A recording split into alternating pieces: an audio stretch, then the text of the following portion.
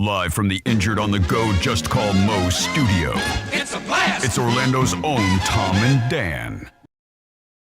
Welcome to Corporate Time with Tom and Dan. I'm Tom. I am Dan. We are live on YouTube. We are live on Twitch. Come hang out. Our YouTube numbers are doing pretty good. Brand new content on there and lots of really funny videos, all at youtube.com/@TomandDanLive. Oh, I can't wait till our YouTube blows up, and then I'll be out of here. It's not going to. Newsflash. It's not going to happen. Like, be out of where? Like, Yeah. like, where are you going to go? We just like, literally- This is what's on YouTube. Like, nah, I'm out of here. I'm going to an island. An island? Islands will get you into trouble. we have to keep doing content. Nah, I'm out of here. Yeah, I'm done. So our Battle Business Beer Fest Yes. and Sofa and Suds are coming up on November 22nd, 23rd, weekend before Thanksgiving. We have free beer fest, tons of food trucks. We got tons of our sponsors coming out. It's the only beer giving fest. out free plants. Only free beer fest in the existence of beer fests. It is the only one that happens. There are a few smaller, older, like 100-year-old ones in Europe. Can we get the hot squad out? You're going to have to come up off your wallet if you want the hot squad. I think we can get the hot squad. Okay, should we do it? All right. So I wrote a custom Weird Job Wednesday theme song for our guest. We are doing another Weird Job Wednesday. This particular guest for Weird Job owns his own hot sauce company. It happens to be a slightly horny hot sauce company. At least that's the way I kind of have framed it. So I made a horny hot sauce song. Okay. Let's go. Hey, look! There he is! Oh, no, that's not it. That's not it. It's this one. That's a different one. That's a different. That was a different one. It's this one. It's this one. You know I keep it spicy. You know I keep it hot. If you wanna be with me, I need some hot sauce on that twat. No. Hey, hot sauce, make that pussy be the boss. Pop it up high, pop it down low, make my pocket pepper blow. Hot sauce, twat sauce, make that pussy be the boss. Pop it up high, pop it down low, make my pocket pepper blow. We got mad hombre up in this motherfucker. Whoa! Mad hombre up in there. Yeah, that's catchy. Yeah, make my pocket pepper blow. I wrote that. Yeah, I like it. Make my pocket pepper blow. I wrote You that. shouldn't be so proud. You know, I'm so proud of this is because other people use AI to do their songs. They sound like garbage. When I do an AI song, everyone's like, "Oh, that's a good AI song." Sorry, Troy. Troy's here from Mad Hombre Hot Sauce. How you doing, Troy? Good, guys. Good. Pleasure to be here. Good to see you, man. He's got a good voice, better than ours. Yeah, you should be doing this. Hey guys, glad to be here. I brought the hot squad. You got the hot squad. I'm what you think you are, but you're not. As I'm looking at Mad Hombre's Instagram, and I'm looking at you, Troy, and you're ripped, and you got the hot squad Yeah, around he's it. got I'm like, muscle cars and this is- vehicles and trucks and like hot ladies. this is what I want to be. He did say that. Before you even showed up, Tom goes, "Well, hold on. And he's like, "We're getting set." And you've listened to the show, so you know when we get set, it's like we're both bumbling idiots. We bumble in our own way. So I hear him over there, and I hear the papers, and I hear, and he goes, "Oh, what's a hot squad? Oh, I want to do what this guy's doing."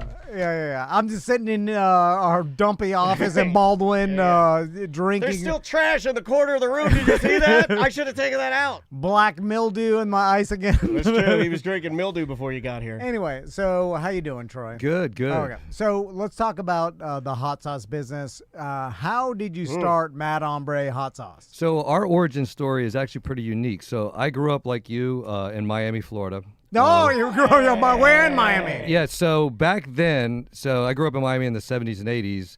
It was unincorporated Dade County, which was North Dade. Now it's called Miami Gardens. So it was kind of lower. It was a lower middle class area. We kind of butted right up to the area called Carroll City, which was a pretty bad area. And so my dad. That's where all the good football players come from. Yeah. So Miami Killian played Carroll City. We're gonna lose. Yep. So my dad was an engineer by trade, and he was also his hobbies were big game hunting, deep sea fishing, and spearfishing. And so he was constantly going to the Cayman Islands for these spearfishing expeditions, and he was also like a hot foods fiend, right? So that's what my dad said too. Yeah. I need to go by the Cayman Islands for some spear fishing. Yeah. So he spear some square grouper. So and put the money in the Cayman Islands accounts.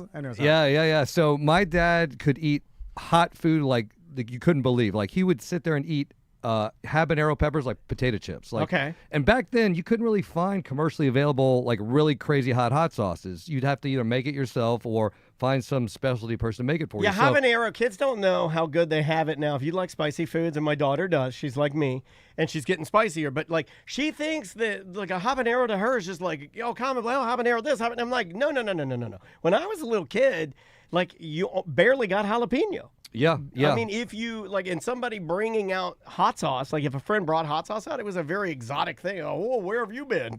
Taiwan? Where have you been? Yeah. Well, that's like The Middle East? That's why, like, the hot sauce shop in St. Augustine was like a tourist attraction Everybody in the loved it. 90s because they're like, whoa, a store of all hot sauces. Like, these are before the internet. Like, you go to the grocery store, and even the grocery store had a small selection Yep. of, like, Tabasco and then maybe, Do you remember hot sauce as a kid? Like, did you have one No. that?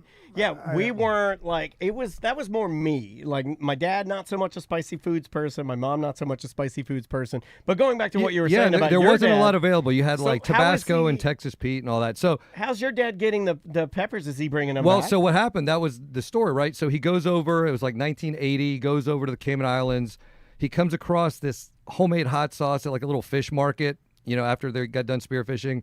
And he said this stuff was so ungodly hot, but it tasted good. Yeah. Like normally when you get really hot, you lose flavor. He said this stuff tasted good. So he tried to buy it from them. They wouldn't sell it. They're like, no, it's just for people to use here at the on your food, on the fish at the market. He pulls out a $100 bill and says, I want some of this sauce. And they couldn't run fast enough to find a container to put it in, right? Yeah. So they find this old wine bottle. They put it in it. And I want your feet. yeah. And now you're my slave. I own you and your family. So he brings this hot sauce back, and I remember as a kid, like he uncorked this bottle of hot sauce, and it was like somebody sprayed tear gas in the room. Like it was that freaking hot. Yeah.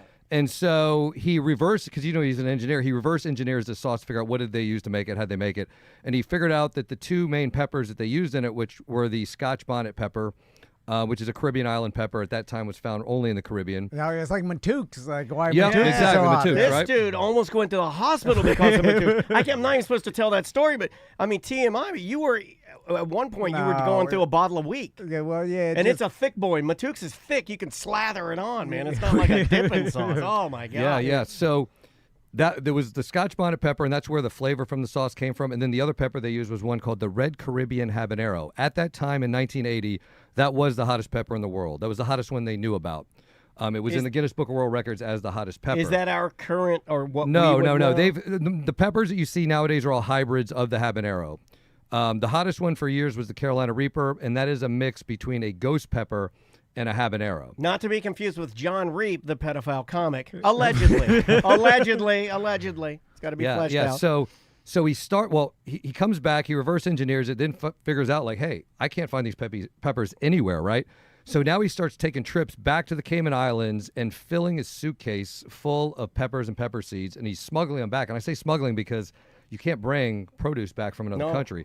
And this is right in the middle of the whole Cocaine Cowboys thing, right, in the 1980s. So he's smuggling suitcases full of peppers Oh, my back God. alongside. He's the habanero bandolero. Yeah. So we start growing the peppers in our backyard, Miami, and he's making these hot sauces, but they're so hot, like that he's the only one that can eat them. It's like a joke. It's like a running joke. Like he's the only one that can eat these sauces, and he brings it with him everywhere. Like brings it to work. We go to a restaurant. He puts it out on the table, and normally it's always the same thing. Somebody's like, "Hey, what is that?" "Oh, it's my homemade hot sauce." "Oh, can I try it?" And he'll always warn them, say it's pretty hot. "Oh, I can take hot." And then they, the server, the manager, whoever comes back, gets a spoonful of it, and they run off choking and gagging and like cussing him, right? Yeah. And so growing up, I loved hot sauce, but I could not eat his hot sauce because it was just too dang hot, right? So fast forward to the future. When I was a kid, like I literally wanted to be a pro football player. You couldn't convince me that that's not what I was going to do. Like that was my passion. I didn't care about anything else. And then I eventually I played football up in West Virginia for a year, got hurt, came down. I was going to walk on at UCF. The coach was kind of screwing me around on a scholarship, so I ended up playing rugby. Were you like a slot receiver? No, I was a linebacker. I used to be 240 pounds. So Oh, okay. Oh, this is the slim version of me. Gotcha, Like, I used to be like gotcha. big and bulky. Okay. And then I kind of realized at a certain point, like big and bulky doesn't really look attractive to the ladies. So they like ripped, right? Yeah. So What then is I went small from- and weak? What is that message? What is that message? Small, weak, old.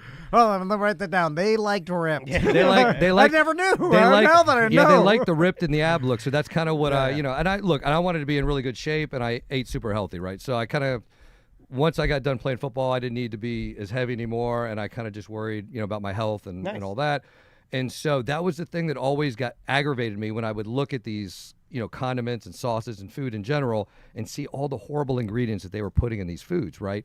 And like you can't find condiments now. You go into Publix or Whole Foods, look, and they're all putting corn syrup in there instead of sugar. Like, it's one thing to have sugar in an ingredient, but now they're putting corn syrup in everything. Well, it's so cheap, Troy. Yeah. Well, also, not the bastardized one we already mentioned, but one of the reasons why we stopped eating Matooks is if you go Google that. Artificial color, Yeah, artificial run through flavor. Matooks and read what's in there that you I know. should Believe me, not be I know what eating. all the other hot sauce Yeah, companies it's use. bad. Yeah. It's bad. And Listen, if I'm Texas Pete and I'm sitting there and my, some underling comes up to me like, hey, Mr. Pete, we can use real organic ingredients or corn syrup that causes cancer, but it's 10 times cheaper. I'm like, you're fired. Get out of here. Of course, corn syrup. Yeah, well, it's also funny, too, because Texas Use Pete the was, cheapest. Texas Pete, one of the first sauces to blow my daughter's myth of going only local hot sauce, which why my daughter loves your hot sauce, is because Texas Pete is made in Wilmington, North Carolina.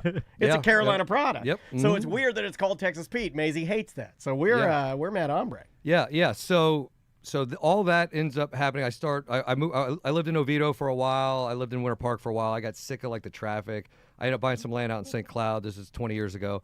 And I start growing everything that you can grow, that would grow in our growing zone in Florida. I'm growing mangoes and passion fruits. I grow grapes. So me and my wife make our own wine.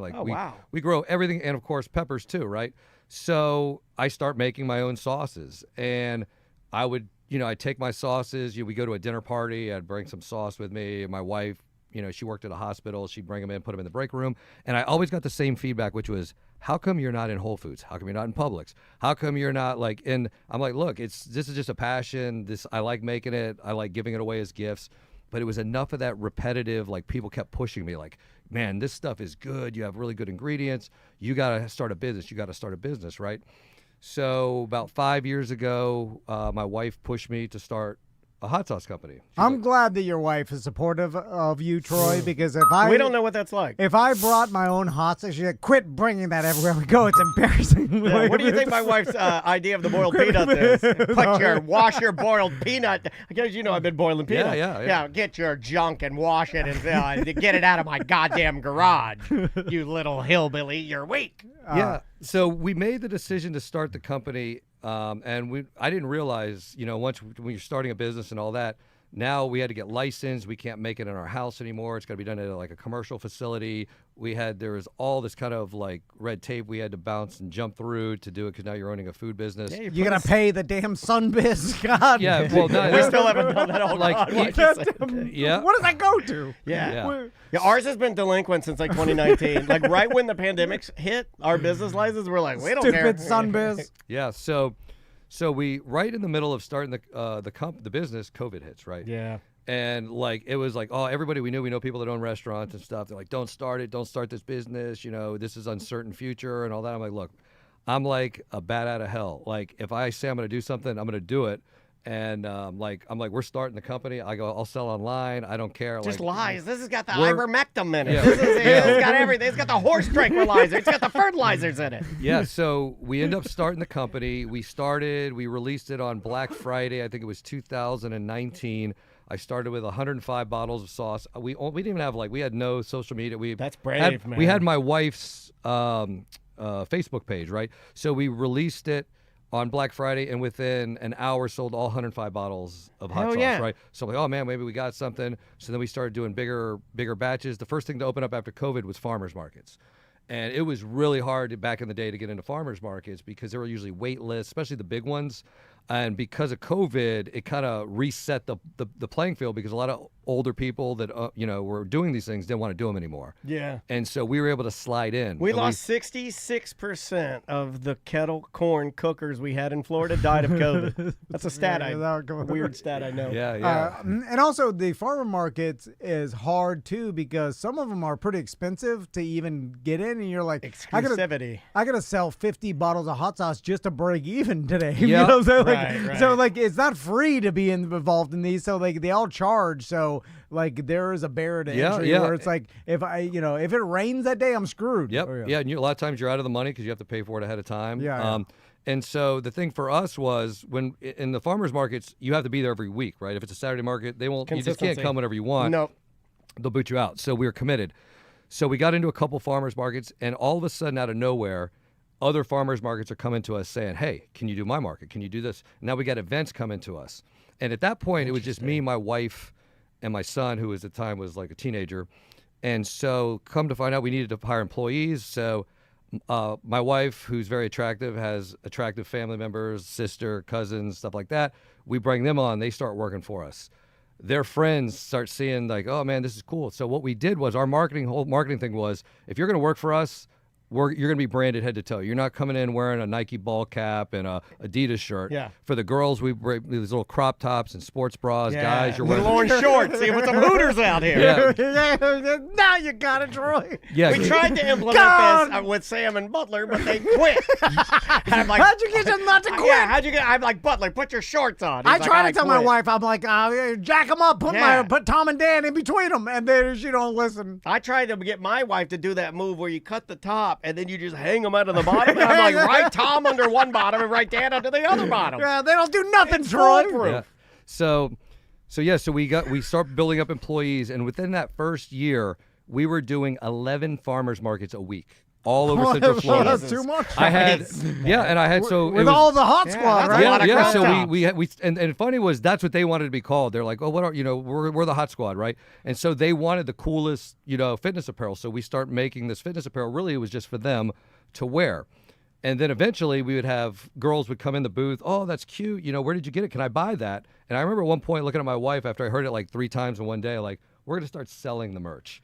And the booty shorts. Somebody said the that. booty We should do shorts. this for our listeners instead they're big. We'll call them the Slobaneros. Big fat Slobaneros. Our sales are down. Sorry. Yeah. So we start the whole hot squad thing. And we're doing every year we're doing like a fitness calendar. The thing is, we're really cool. You get a fitness calendar? Well, that. I knew you'd been. Where'd you get that? Oh man, wait until we come out with a Slobanero 2026. I don't think people want to see us and our. Hey! All right, so that's January. That's my wife. Holy smokes! Oh, lucky you are a lucky man. Yeah. Well done, sorry. Troy. You're awkward. I'm looking at It's the awkward. I'm looking at his wife on the calendar. Yeah. And then so you got a whole. Oh yeah. Yeah. So we now the thing is, all the girls that work for us, these are all. Holy moly! Yeah. So that's Tanya. So It certainly is. Oh my God! all these girls have other jobs. Like they work full-time jobs. They're all professional jobs. We've got school teachers, nurses, flight attendants.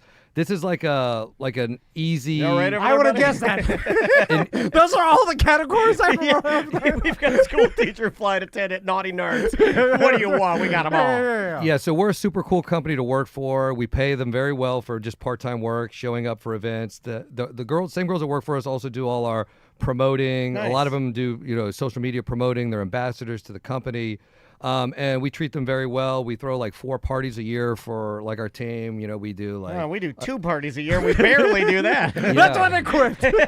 Damn it. Yeah, so This is awesome, Yeah, we man. do actually. And funny enough, we actually do a big. It's called Mad Hombre's Sexy Halloween Party every year. So I'll make sure I slide you guys a couple of invites. Oh, yeah. That'll be better than Seth Petrozelli's old dad fest now. We used to go to Seth's. He used to have a horny party too. And now that's all gone out the window. Yeah. Now he runs a family karate gym. Like, come on down and kick it's for all- a belt. It's all family friendly. I want Hot Squad. Yeah. Yeah. I am mudding. Do you get any pushback from people because, like, what would you say to people that say that this is like? Because I would say it's pretty ballsy to go hot squad and go like this style when maybe it's not as popular as it has been in the past? Yeah, well, I mean, look, if there's ebbs and flows of everything, Sure. right? Like if you go back, 20 years ago, look at Budweiser, they were, one time a year they're putting out like the Clydesdales and family and this, and then summertime you got the girls and the, Budweiser, I'll tea bags. never forget the Swedish bikini team. Yeah. And the key is to get your wife to recruit the girls. So it's less creepy. Yeah. Then if they find out, hang yourself. I'm joking. Yeah. So one of the ways, I get asked that all the time. Like, how do you get? How do you get away with it? Because I know that people. What's funny is I know people enjoy this, but it's not necessarily cool. Like some people will be like, well, I don't know. Honestly, we don't get a lot of pushback. Like, I mean, I know probably we're probably not gonna get our product into like Disney or whatever, but ultimately, once people meet us, they know we're a family-run business, and all our employees are family too. Like we treat you like family. We've had probably over 30 Hot Squad girls be a part of our business since we started, and every single one of them we're still friends with. They still get invited to the parties. They still keep in contact with us. Even once they move on to other things. So we are a true family business in the sense of family businesses. Like I know of no other family business that does what we do for our employees. But like we just changed the way that we wanted to promote our product, right, and to market it. You made it funny. There's some funny commercials. Yeah, out we there. try to do the funny because I'm married to a Latina, and she's all Latinas are a little bit crazy to one extent or the other. So we kind of capitalize on that in our videos. We'll do the funny gringo Latina videos.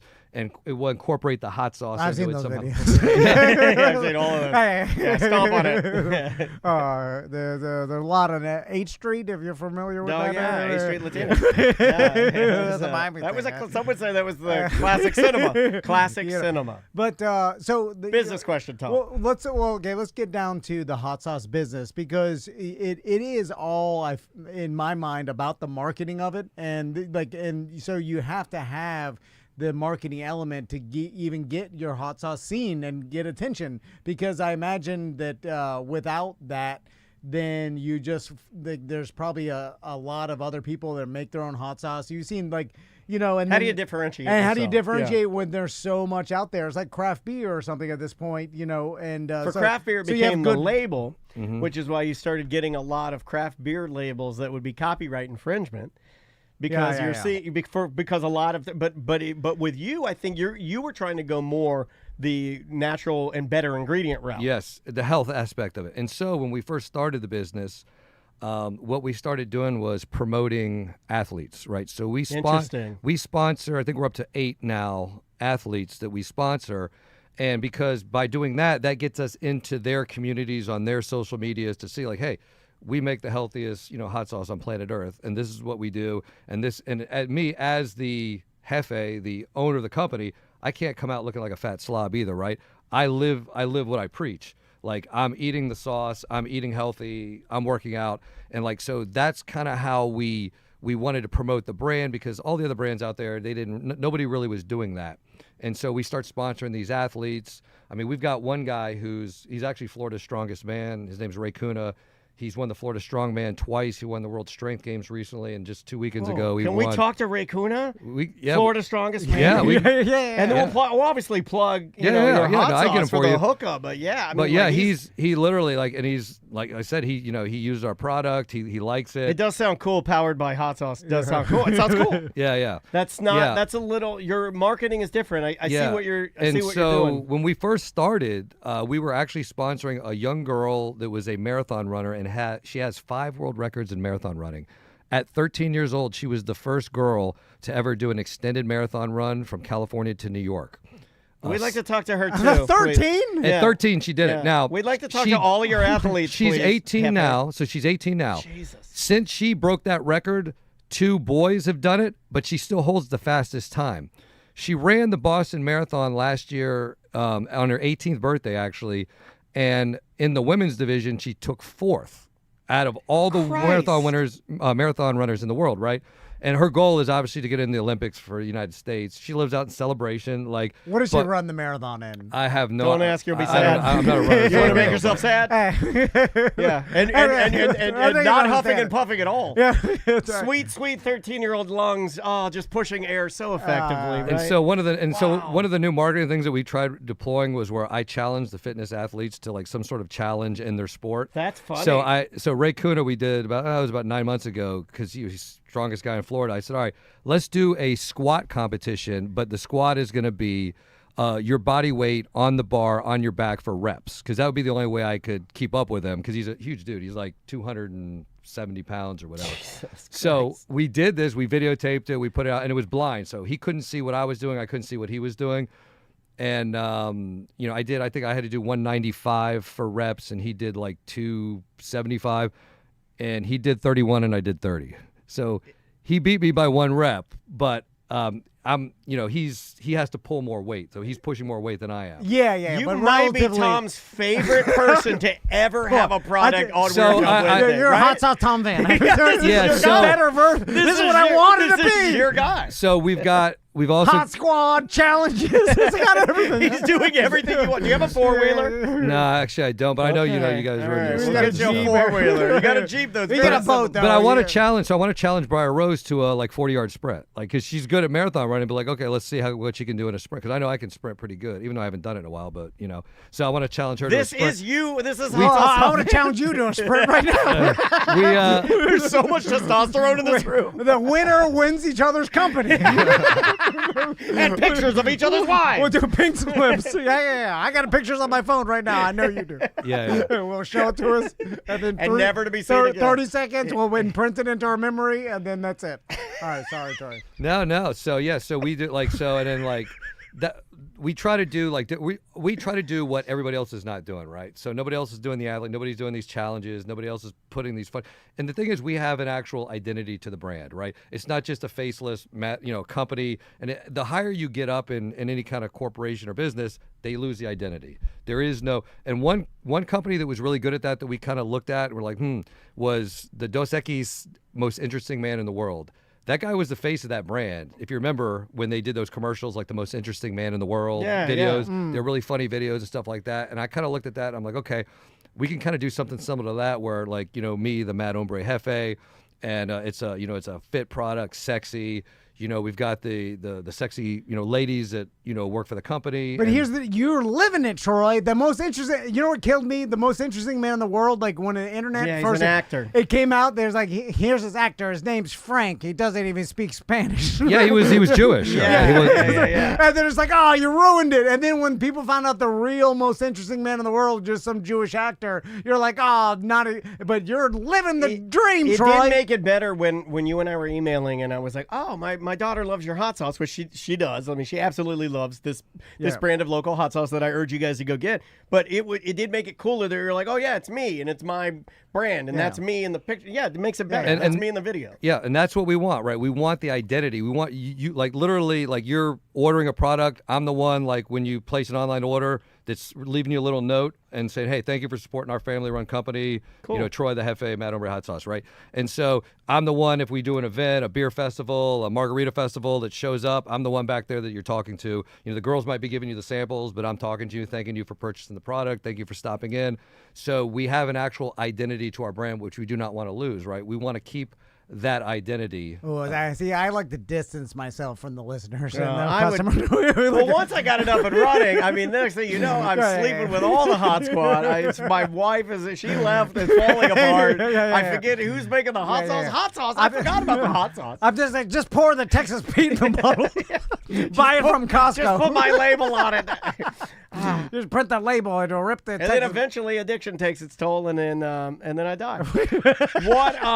How many different hot sauces do you have now? We're up to 14 that we have now. Some of my hot sauces are seasonal, so I only do them they're Florida fruit-based sauces, right?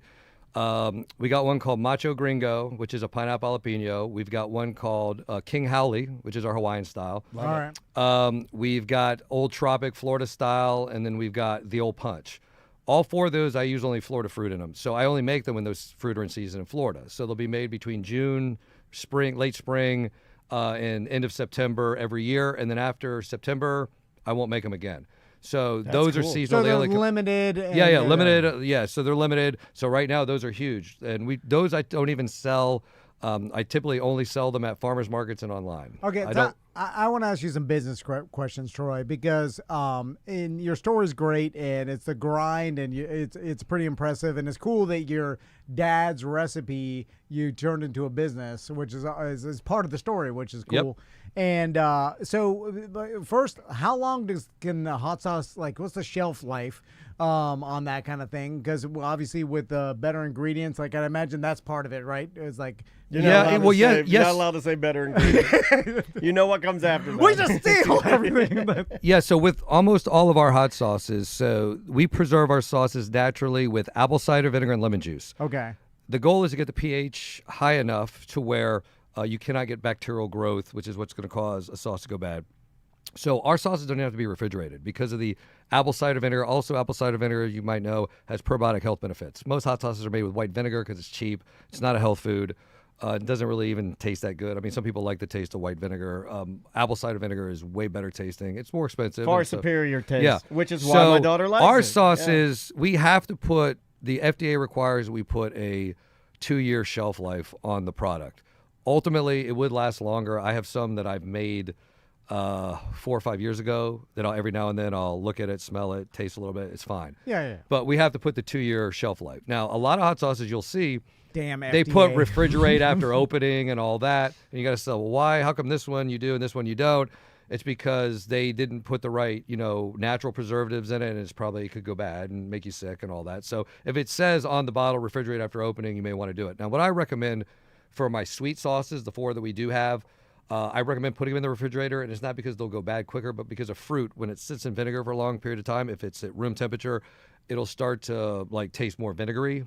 The best way to put it. So if you keep it in the refrigerator, colder temperature will preserve it longer. So it's going to taste better if it'll taste better for longer. But Okay. ultimately, I don't refrigerate any of my sauces. In fact, it's my wife hates it, but like our countertop, I've got like 70 at any given time of the sauces that I'm making and playing around with. But I don't refrigerate any of them. I don't put them in the refrigerator. So, but let's talk about getting your sauces in retail stores, because we talked a little before the show started, and Jesse Wolf has told us that that's the hardest part of being in the food business is even getting some of these getting some shelf grocery space, stores, or even trying to play the game against the bigger guys. Yep, you have to. The thing is, you got to start small, right? So we started off getting into the mom and pops, the little delis, the little mom and pop restaurants.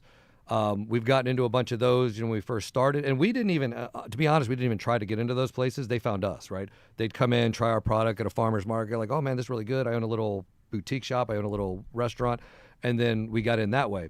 It really wasn't until the last year or so that we really started pushing marketing into more places.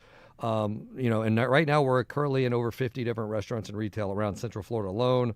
We're in 12 Ace Hardware stores, throughout Central Florida. Yeah, like all the tools, right? I think you're in those. We're in most of the tools. I think there's 1 or 2 that we're not in.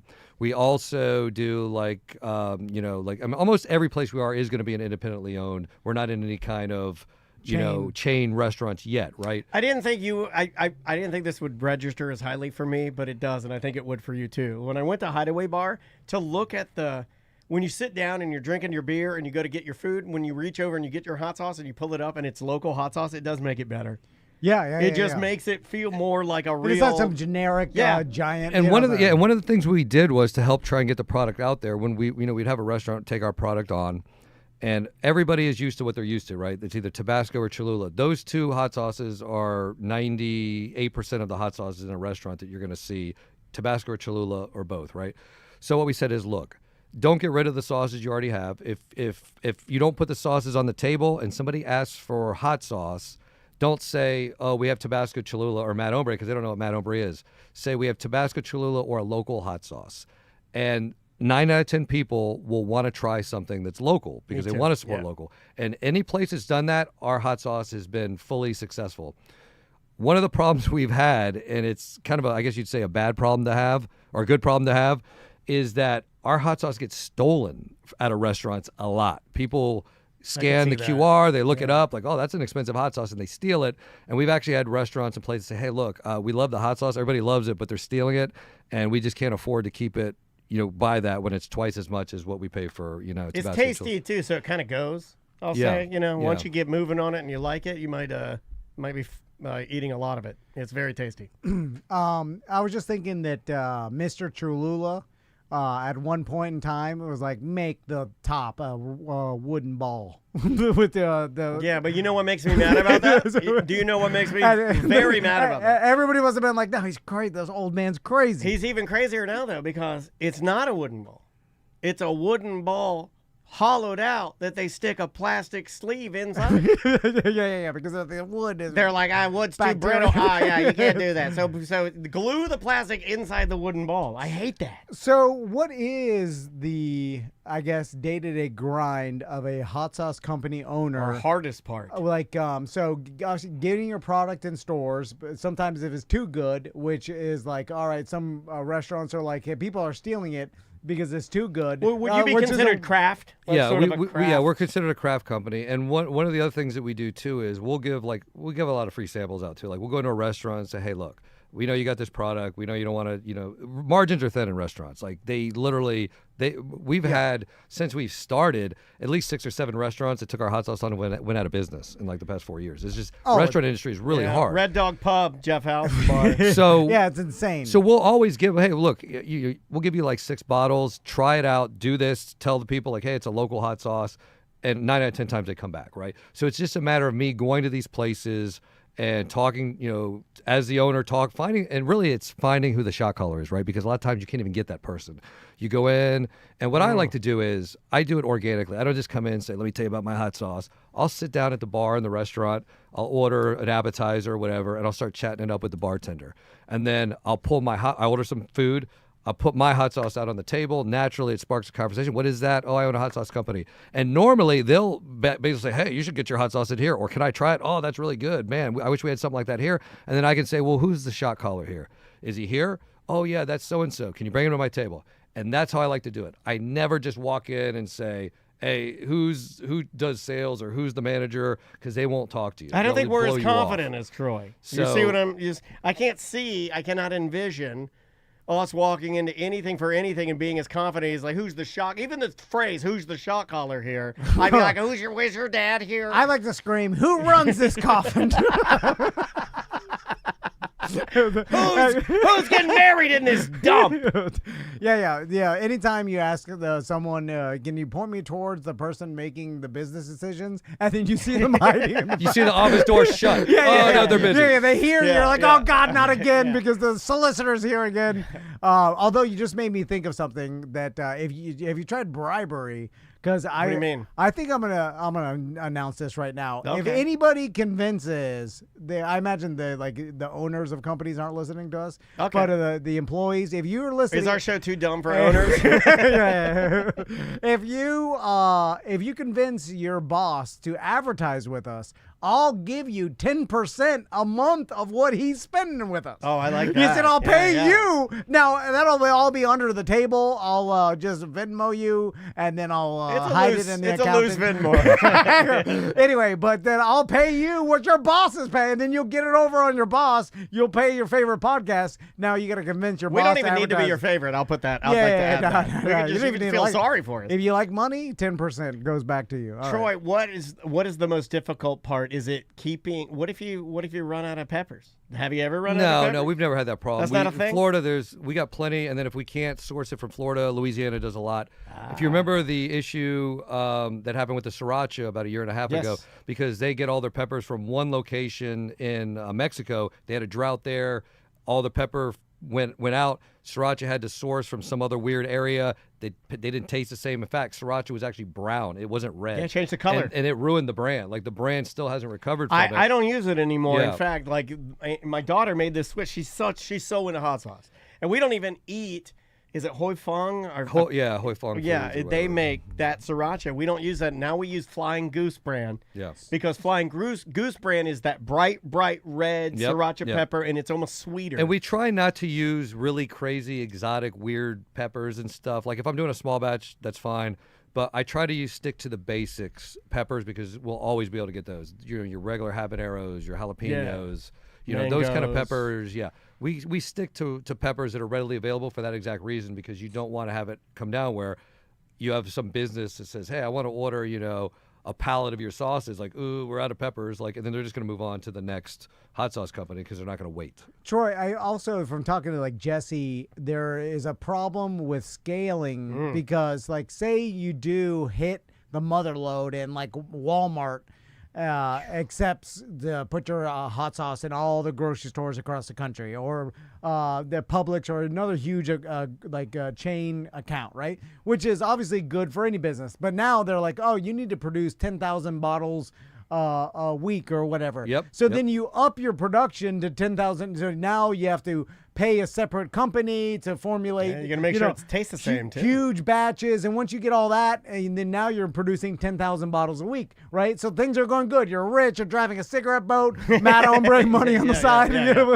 And then all of a sudden, Walmart's like, we're going in a different direction. No more. And you're like, oh, I'm doing 10,000 bottles a week. Why the hell am I gonna get rid of this? And then that one decision and one client could screw you. Like, do you ever think about like? It goes much deeper than just that, right? Because if you're in somebody like a Walmart, right, they're going to make you sign a contract that you're going to have to produce. Like if it's like 10,000, cases for this region, you have a time limit. You have to get them there.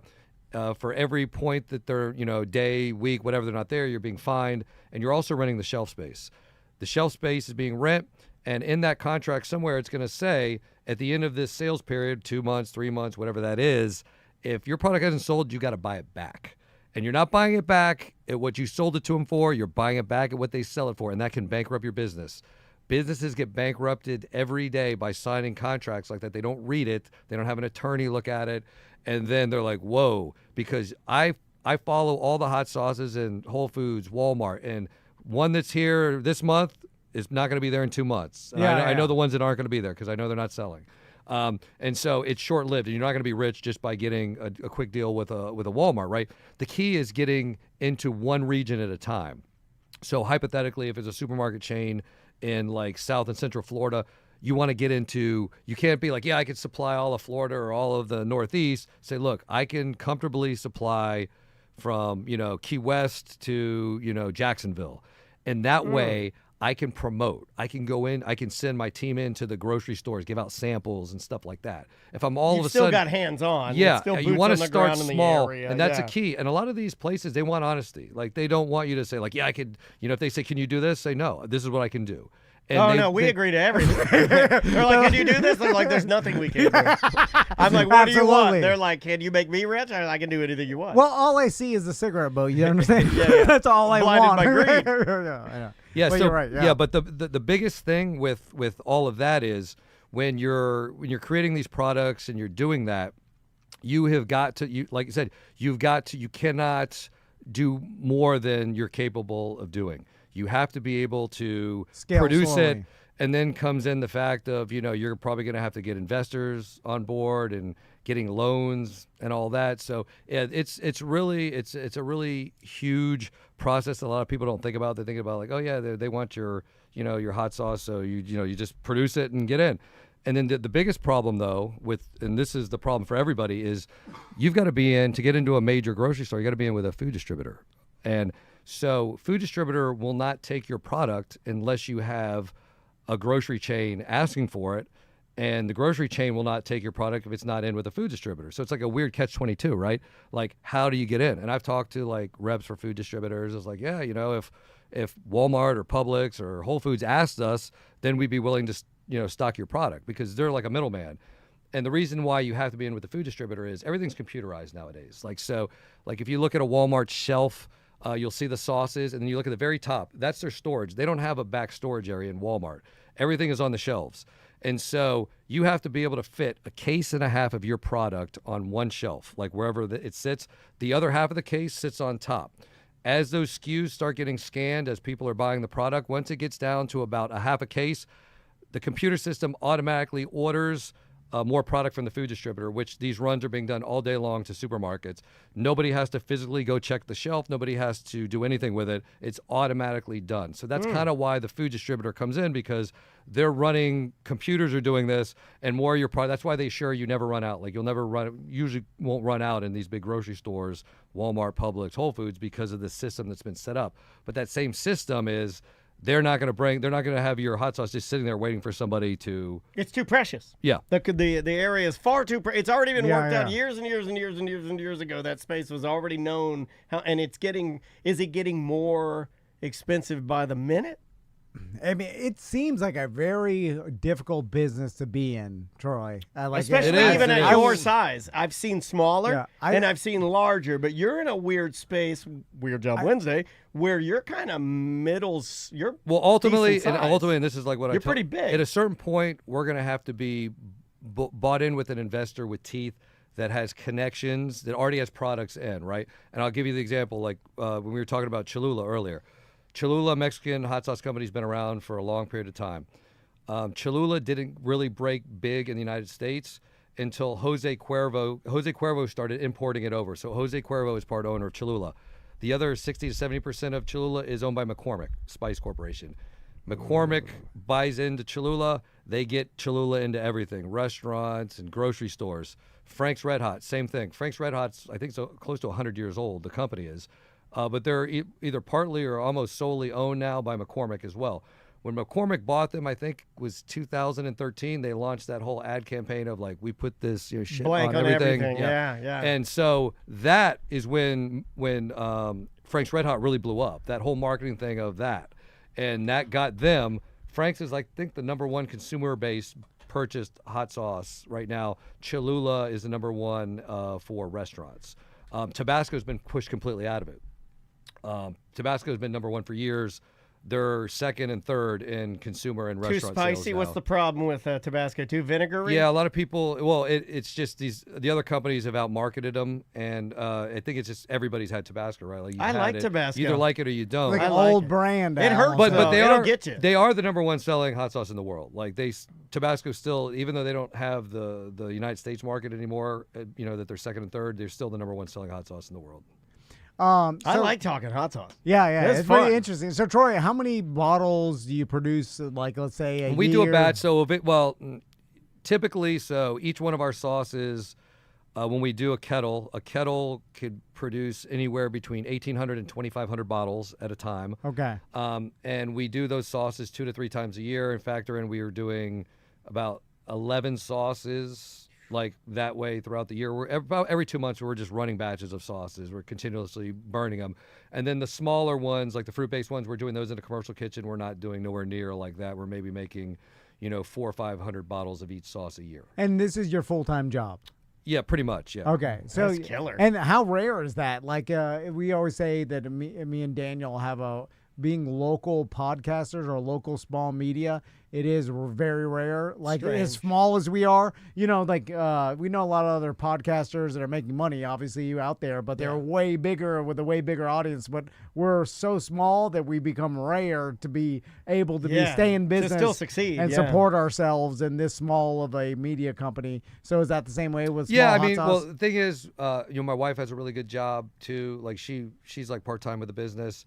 And so that allows me to, like, I don't take a paycheck. Like, everything that, the business makes goes back into the business, right? To make it bigger, to Who do more. needs a paycheck? You get to hang with a hot squad. I don't need a pay. I Well, wouldn't need that's to be where we paid differ, here. Troy. I need a paycheck. I don't need a From the paycheck. start of this business, we got paychecks. Because the first thing I was like, we need paychecks. That's first He and is foremost. He is the paycheck man. And then after our paychecks, I'll figure the rest out. But we need that first. Anyway, sorry.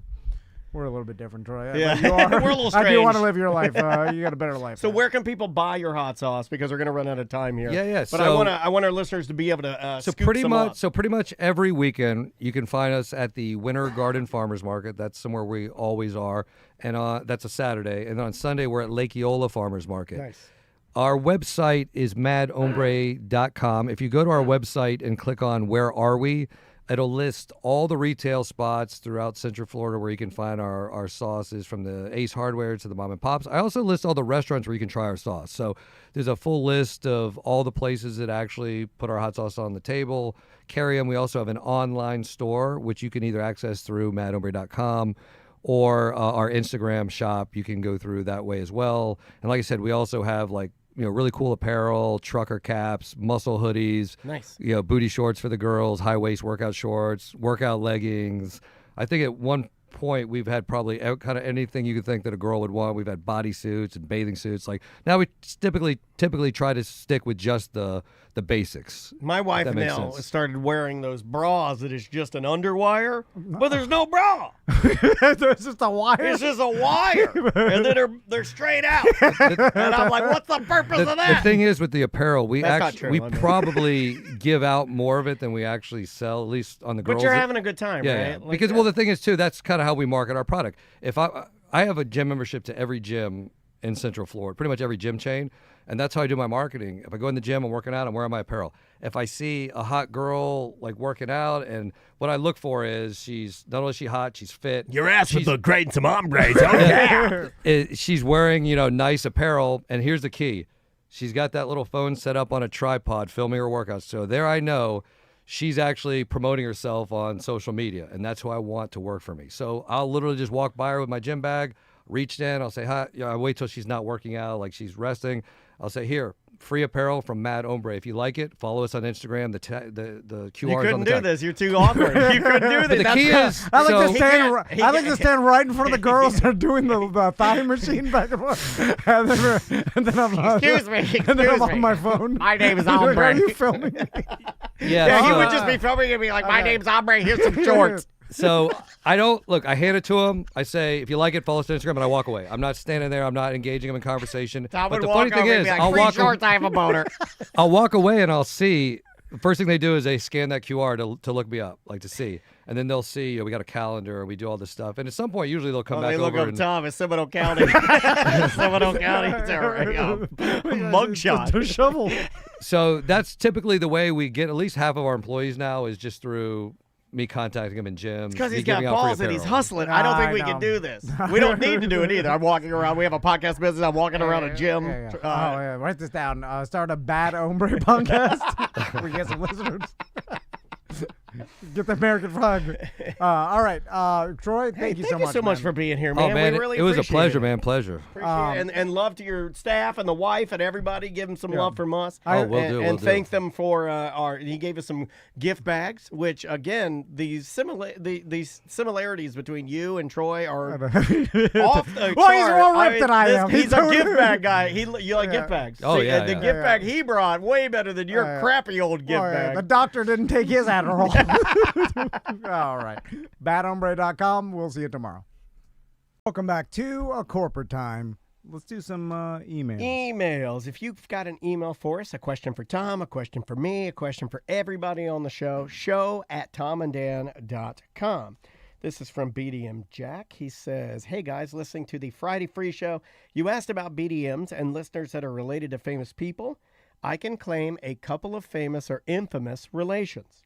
Part of my family is from the mountains of Virginia up near Lynchburg. And, wow, my family's from Lynchburg.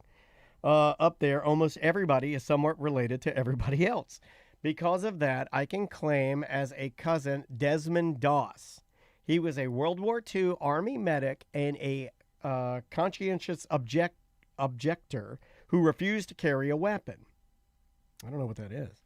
At the Battle of Okinawa, he saved about 75 men on Hacksaw Ridge by carrying and lowering them to safety under heavy fire. He became the first conscientious objector awarded the Medal of Honor.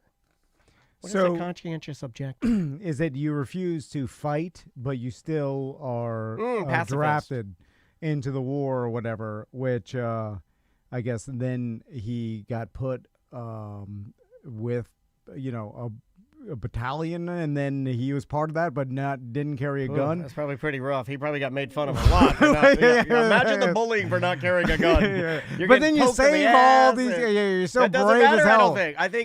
I think even at their end of it, they're like, "Who saved you?" They're like, "Old pussy saved us." You know, like. Yeah. I think they're gonna still bully you. This nerd saved my life. Yep, 100% what I was thinking. I'm glad you said that. Yeah, 100%. They're gonna bully this guy. Yeah. Like, he was able to save my life because he wasn't shooting. Yeah. We need him to shoot.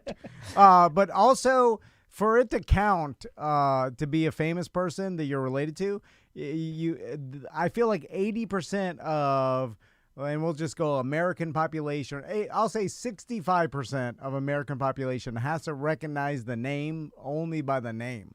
When you say a name and nobody, like, who would know that name? No. 2% of America's population? I mean, the next one he gives me, yes. He gives another You'd have one. to look it up. Okay, his second one, he goes on. He says, another famous cousin of mine is Reverend Jerry Falwell. That's a good one. Yeah. Reverend Jerry is a famous TV preacher and was always talking about family values. His son is another cousin, Jerry Falwell Jr. Jerry Falwell Jr. was the one that did all the crazy swinging and then just didn't, and then he just acted like it didn't happen. And guess what? When you act like things didn't happen, they don't happen. Yeah. Like when you play it off cool like Jerry Falwell Jr. did, then it goes away.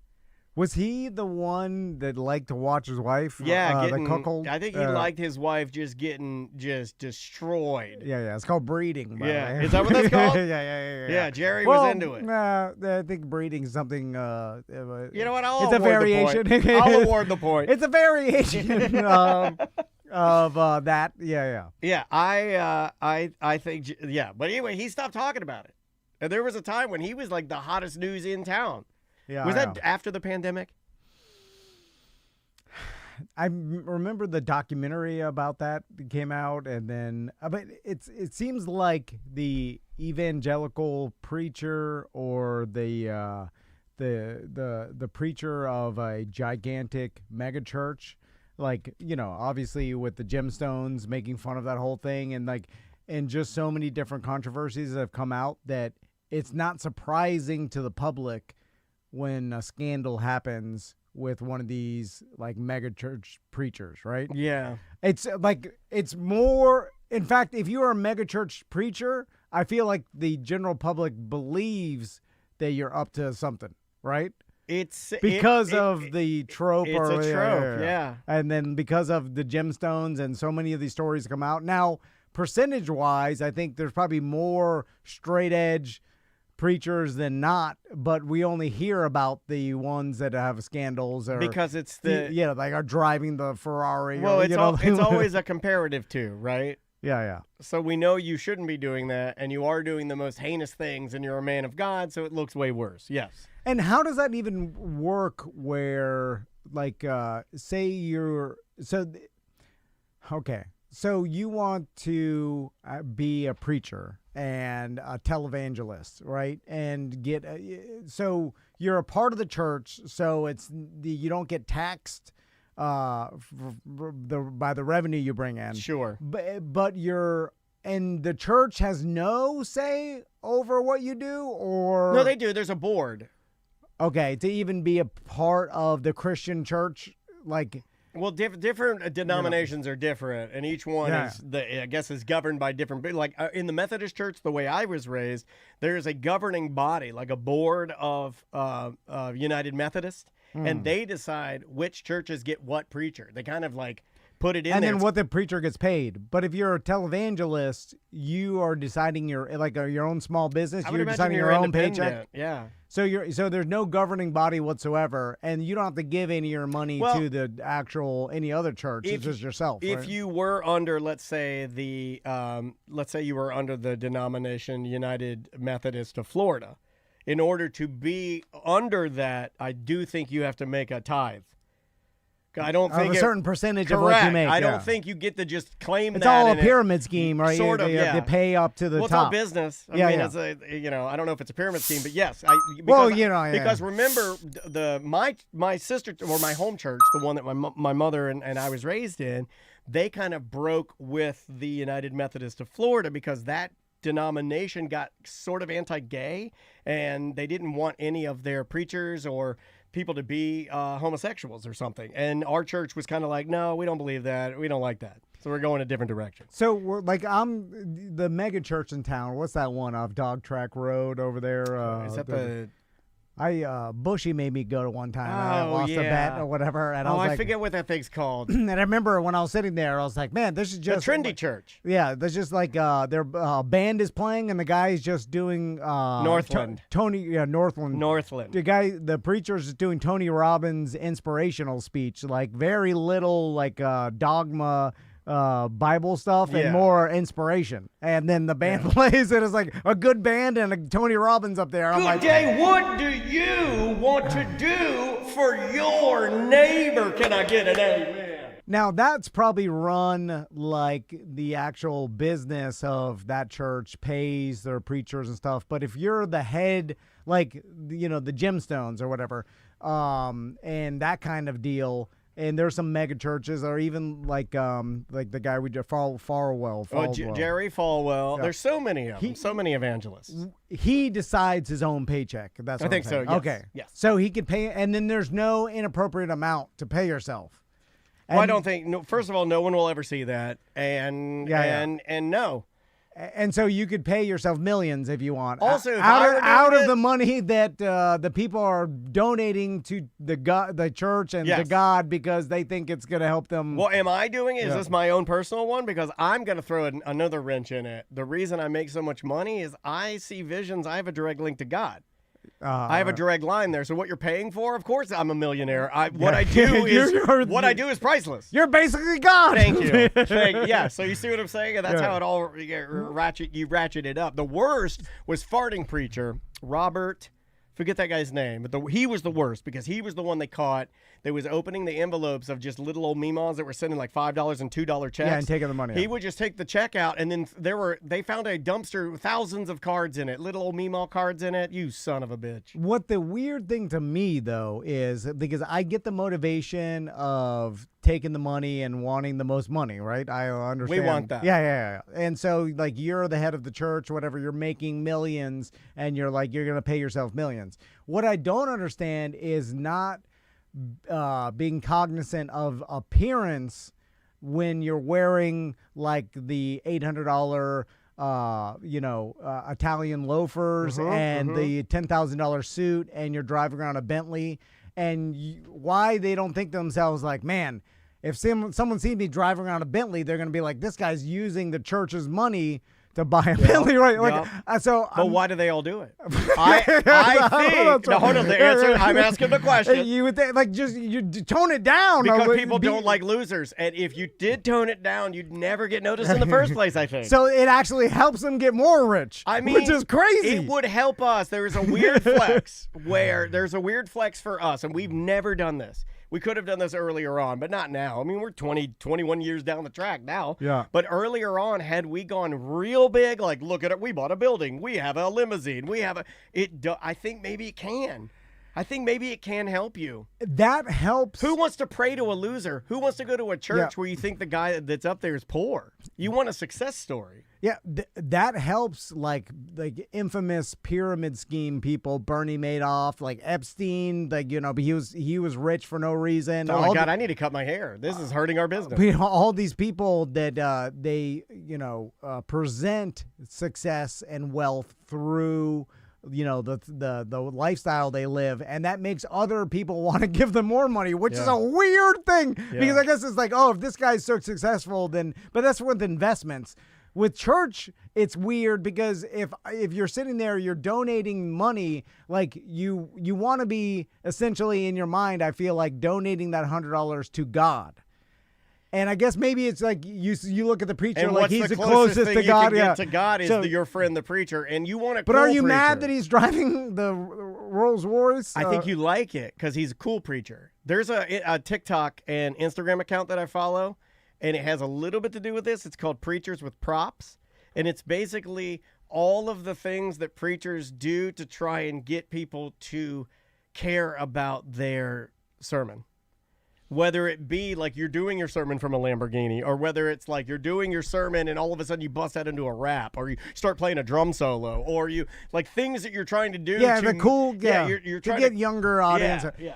So, but then going back to like, okay, you've seen Game of Thrones, right? Remember the religious zealot that was in the city that garnered a following, and he was the eunuch.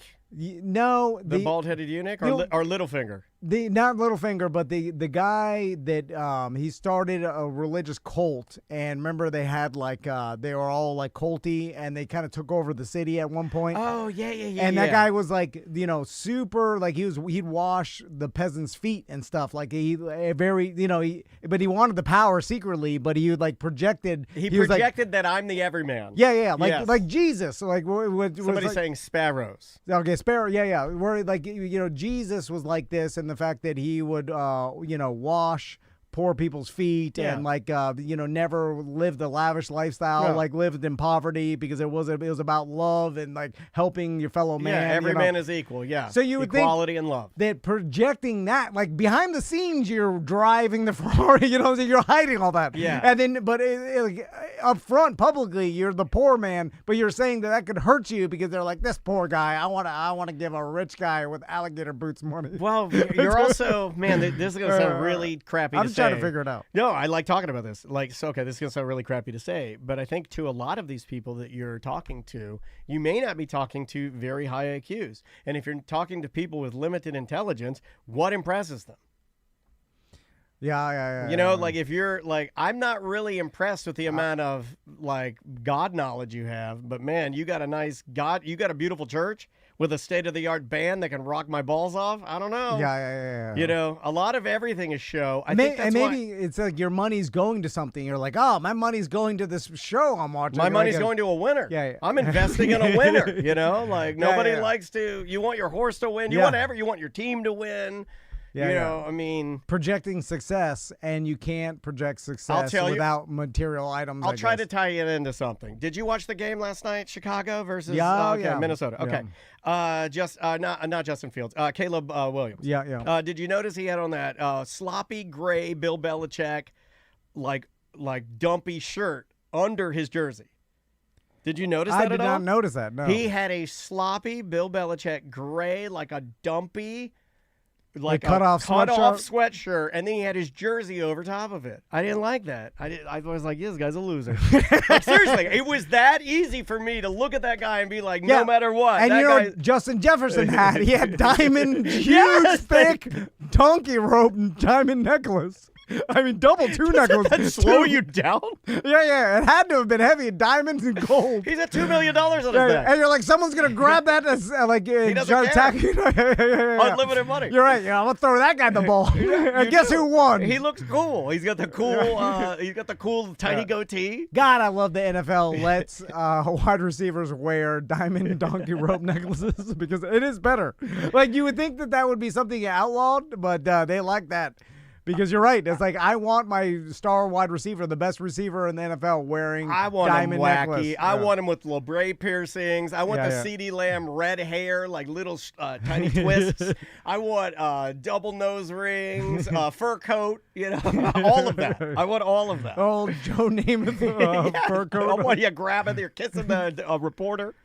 All right, let me see what else we got here. Yeah. They did take the horniness out of football because there's been a lot of come back. I think it's going to come back. I don't know. I think the NFL wants that family money. They want the female audience. They get that. They're like, you guys are too horny. Well, I've been itching to ask you this because it was all the rage, and I figured you'd have a strong opinion about it, but I forgot to ask you because it was over the weekend. Because she did New Heights, because she has a new album, because she's getting married and is now engaged to Travis Kelce, what do you think to everybody just kind of pointing at Roger Goodell when he did that interview and he was like, there's a possibility. Do you think this is the year that we get a Taylor Swift Super Bowl halftime show? Because that's what every headline was like, well, now it's going to happen because, and I kind of thought like, no, I think you're kind of connecting the dots because she got engaged. I don't think that's fair. Well, plus, I don't think she wants that to be have anything to do with her romance. But maybe she's gay for business, and I I don't understand how businessy she really is. Well, it would be huge. Now, does she need it? No. She doesn't, but it can't hurt you. It would solidify her only- as the greatest entertainer of all time, I Yes, think. I mean It's the last piece. So and then especially if the Chiefs do well, and I mean, could you imagine they make it to the Super Bowl? I mean, that would, And then she performed. That's what I'm saying. Goodell would cream his pants. But then yeah. Like, You know what? That's perfectly said. it's perfectly said. I'll text it. Cream. Like that crazy number. Rules everything around it. No, but because I mean, money would money cannons. You don't understand how I do. like financially beneficial it would be for most okay if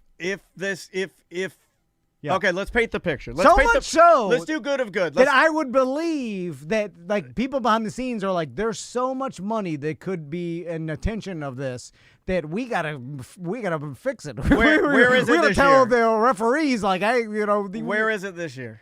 You know, I don't know. People already think Kansas City has the referees. They already say that all the time. Okay, Is let's it say Arizona. I don't know. Let's just say Kansas City. Let's just say they do okay, not as poorly as they, because they've been. Everybody knows they're not as safe. Well, they got blown out in the Yeah. last Super Bowl, but they obviously they played well last year, and they got a chance to they're missing some pieces with. You'd have to do it. I mean, it's perfect. And then everybody would think it was fake and fixed. Everyone would think that. Because we live at a timeline when people are faking and fixing things.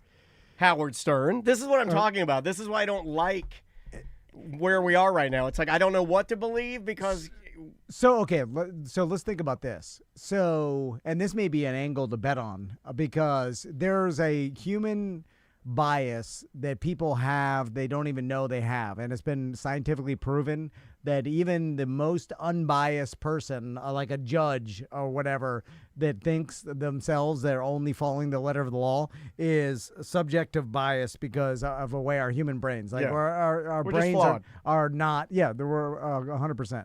So, like, the referees work for the NFL. Everybody around the NFL would know that if like Taylor Swift announces that she is going to do the halftime show, right? And then they all know, like, man, imagine if the Chiefs make it to the Super Bowl, how entertaining that would be. And the talk, it would be amount. the greatest sports event of all. Nothing would ever beat it. And I'm not even a big Taylor Swift fan, and I don't even like I don't even like Kansas City. I'm just saying it would be, in my opinion, the biggest event. In American sports, the problem is like first round of the World Cup. Like, oh, this Argentina. There's But this gives us a shot because of there's, Taylor. There's I feel like billions of people in India and China, and like the South America. It's like you're like, okay, this. Now, CD Sarah brings up a good point. But entertainment-wise, in our Twitch chat room, she's like, "You're assuming she even wants to do it." Here's why I think she does. She may not even want to do it now, but I think she does because I don't think there's anything that I think she looks at the world and there's nothing she doesn't want to do. And you're right. If she's already on, she could plan. I don't know if her whole tour is already planned. I imagine. Well, it's done, and the new album is the focus now. Okay, yeah. So if you're looking, you're probably planning your next tour, your next album, and to fly your people out and set up for a halftime show, it's not that hard for her. Because, you know what I'm saying? Like, she has everything. She would just have to fly there and perform for 15 minutes.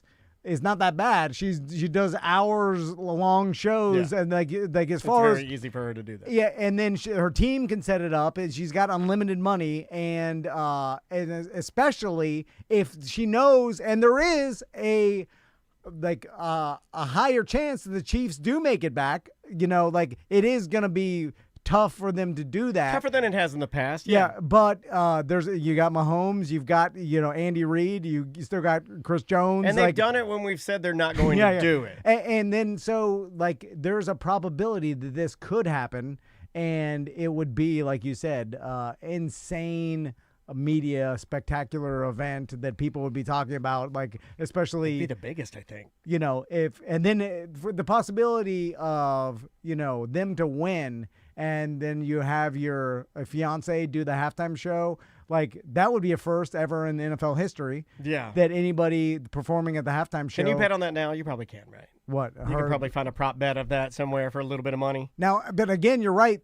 She doesn't really need it for publicity. But you say that, and everybody could use the biggest publicity in the world, which this would be, right? Well, so the reason I always come back to her still wanting to do it is because she's the GOAT. It's like asking Tom Brady if he doesn't want to win every Super Bowl.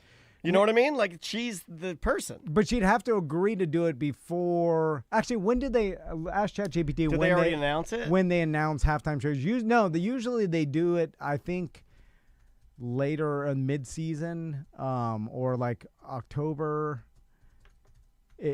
I remember, like, usually the halftime show gets announced as the season goes on. I don't, and I'm sure they're. You know how I can tell we're getting old? And I'll just say me. How I can tell I'm getting old? We have this same discussion every year about when they announce the singers. Yeah, but who and then knows? I look it up every year. But it's who remembers when they announced the halftime show performance? And it's probably a little bit different each year, maybe. I don't think anybody, it hasn't been announced yet. And here's another thing I have beef with too. Jay-Z being in charge of it. That should not be the case. It should not be that way. I don't like that. I think it just by announcing that, I think you heard it. I don't know if he is going back to conspiracy, like in me believing that the NFL, whoever that is, or like the board of the NFL, or like the people behind it, have ultimate decision. Like, I think they use Jay-Z as a scapegoat sometimes, where it's like if he if a performance goes poorly and the world doesn't like it, blame it on duty grads. yeah. Where instead of them making the decision because they'll get attacked, they'll be like, "Hey, Jay-Z's cool. He's the one that told it. It's like we don't know." We used to do a bikini contest. It's like you get some fat listeners up, judges up there. It's like, if you don't win, you blame EJ me. said it's EJ's fault. So I don't know how much real power Jay-Z has. Like, he's not end all be all. I feel like it's got to go beyond him. Like, he can maybe suggest it. Okay, I don't know. Then let's follow the clues. The interview I saw with Roger Goodell, they did ask him about Taylor Swift, and he made some comment to the effect of, "Oh, that'd be great. We're talking to her. And then his next comment, just to go along with what you're saying, I know you like these. He was like, "You got to talk to Jay-Z first." So probably is that. I mean, you got to have it's like a line of defense. Yeah. You'll always it's middle management. We need this. So need this. Whole reason for middle management. This is from our buddy Shane. He says, "Hope this is entertaining. I thought I'd throw this out there. What would each one of you write on each other's tombstones?" I assume Tom would be, in Tom's voice, pretty good, and Dan's would be much more introspective, but curious about your thoughts. Love the show. Have you ever thought about that? I have, actually. This is a weird conversation to have with your daughter, but we're driving around in Georgia, and they have a lot of old, flat cemeteries, the ones that don't have any fences or anything, which is just like red clay or like a stream, and then you see all the headstones, right? And we're looking through all of them, and up on the top of this hill, we see this jet black headstone, and it said, Admark was the name on it. It was jet black, and it had a hologram, like a picture printed on it. Okay, all right. And Maisie goes, "What is that?" And we stop the car, and we walk up there because it's close to the cabin. And sure enough, it is one of the best looking and state-of-the-art, I didn't have my phone on me, it was like the best looking and state-of-the-art like headstones I'd ever seen. It was jet black with like a lit hologram scene of a sun over a river, and the river rippled. And it was like I don't know if it was battery powered, I don't know, but it was a fancy headstone. It was powered? Powered. Okay. So I don't know if it was I think it was solar powered. I don't believe I didn't get the feeling that it had like a battery. It certainly wasn't plugged in. It didn't make any noise. Yeah. But something was making it glow, and it's like a jet black marble with, Yeah, like, but it was solar powered. it was yeah. beautiful. I mean, like, but it was the first time I'd ever seen something like fancy. And Macy says to me, and I started laughing, but I was like, damn, you're morbid like me. She's like, I want one. She's like, this is what I want. I'm like, baby, don't even think about that. But okay. You know, People are saying it's probably solar. Yeah. when I was younger, and You by ever the way, thought about that? I'd write on Dan's tombstone. He knew this would happen. Finally got it right. Yeah, he was right the whole time. But when I was a younger man, I would always rail against, planning what happens after you die, because I was like, who cares? You're dead. I don't care what happens. I do whatever you want with my body or whatever the hell. I don't, it doesn't matter to me. Spread my ashes wherever. I don't care. Okay, here's a version. I don't know if you can see my screen here, but here's a version of what it kind of looked like, except it was a whole scene. Like, you see how it's lit up there? Yeah. Like, it was a whole. See, the guy's face was there, but it wasn't just the face lit up. It was like a red sun, like a beautiful Florida sunset or Georgia. We're in Georgia, so probably a Georgia sunset. But it was lit up. So in the mornings, and it wasn't like super bright. It wasn't like people would vandalize it because, you could see it, but it was just like nice. But it was like lit up. And I didn't know that lit up solar-powered tombstones were like a thing. It makes sense. I see in that picture, like the solar panels are on the top of the tombstone. This one right here, you can get one. That's kind of creepy. Like, you can get some that it just the cross like gently glows like you're alive. I mean, that's kind of creepy, right? It's I guess It's different. To each his own, I guess. And going back to what I didn't care, but now I am like, well, you do want to be remembered, and having some sort of like some reason for people to visit your tombstone, like my grandma is the only family member that has a actual tombstone to visit. Like the rest of my family has all been cremated. And when I'm down in Miami, I rarely go by. I did one time, but I'm not drawn to do that because it was never in my, I guess, upbringing to go and visit. It's a different generational thing too. Like me either. Like all of my grandparents and great grandparents are in the same cemetery, all in the same area, right? And in some ways, and I'll ask you this: should I ask my other relatives that are older? Like, I think my mom and dad even have plots. Should they be in those plots? I just kind of like, not that I don't want to do what they wished, but once they're gone, you don't really think about it much. I didn't really investigate it much. If they want to visit them, then maybe you should. Because yeah, that's kind of what I'm thinking. Some people it's kind of selfish to just have them in my wife's office. I guess it depends on if I don't think about it, someone's gonna get something, because that's the thing. Like, I don't get anything by visiting my grandma's tombstone. But you wouldn't want to stop somebody from visiting yours, which is why you would offer it. Yes, but then I agree with that. That makes me think I should visit her tombstone because I guess it's a time to just reflect on that person, and you just think about that person so the memory doesn't die. Like Coco. Strengthen the memory. Yeah, you strengthen the memory, show some honor. Like that old man in the hammock, the drunk old man. Yeah. Oh my God, when he died. Oh, that made me sad. Where did he go from there? Is there a second Coco? Sometimes when I'm drunk, I look at my family and I'm like, just let me fade away. Leave me be. The sad inevitability, though, is that every human is forgotten unless you're totally crazy infamous, like a Genghis Khan or something. Well, that comes with some bad.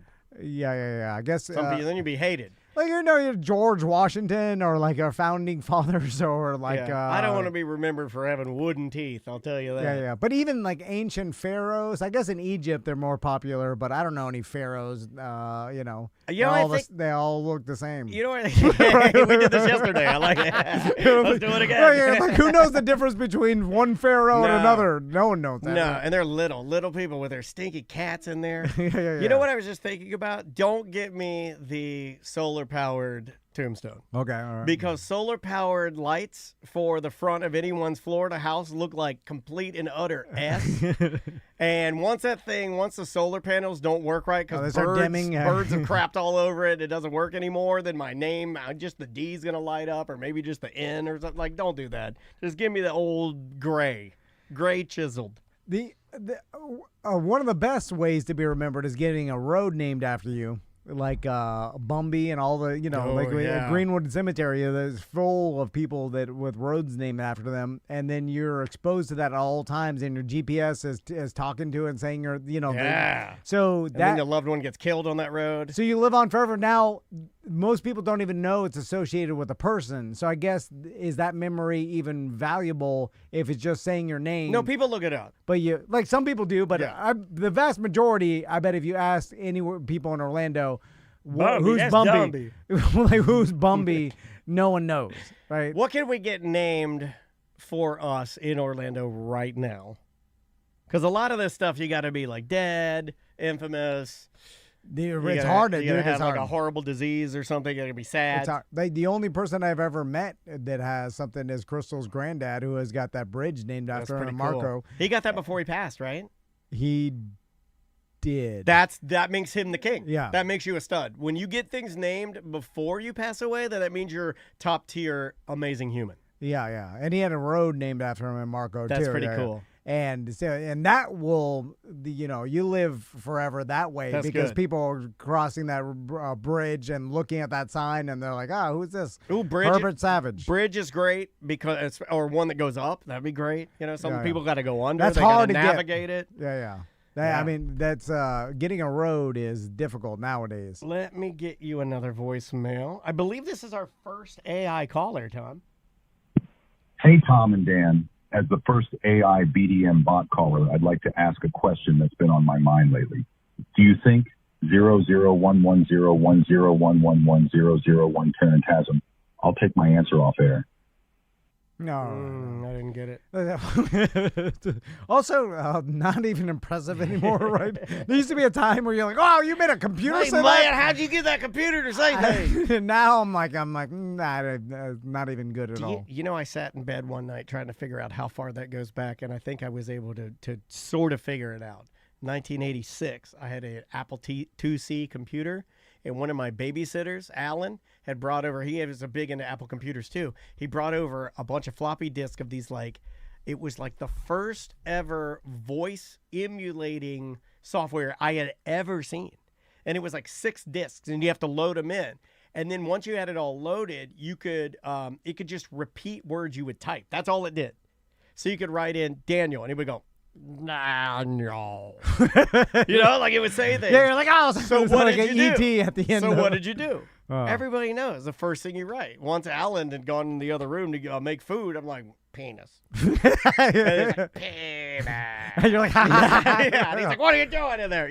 But yeah, that's exactly what you did. And look at us now. The most impressive piece of technology in my entire lifetime has not been AI, it was when the plasma TV came out, and I got one, and blew your mind. Me and Crystal watched Planet Earth, and we stood there, and I was like, this is the most amazing thing that will ever happen in my life. Yeah. Like, I cannot believe this bird is so clear. I feel like I reached in the, I feel like I could touch the plasma in the TV.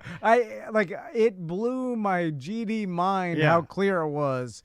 And like when you turned it off. I've never been more impressed by technology other than that. Watching Planet Earth on a good plasma TV, when you turned it off, you felt accomplished. Yeah. Because you're like, I did something. Yeah. Because it was impressive television. No other piece of technology has impressed me that much, which it means I'm dumb. See, my phone doesn't impress me at all. It does so many things for me, and it doesn't impress me at all. I think I know it was a big jump between the smartphone and our flip phone. But for whatever reason, when I first got my smartphone, it just wasn't as impressive as that Planet Earth was on my plasma TV. I have a theory for that. Me and Crystal stood in our living room, and we both were like, I can't believe what we're saying. It's so stupid. I'm trying to think what mine was. I mean, honestly, mine is, and I never get bored of this, and it's one of those things that still so many people haven't tried. You have. But is my car driving me around? I never go like, oh, this is terrible. And I don't think I ever will.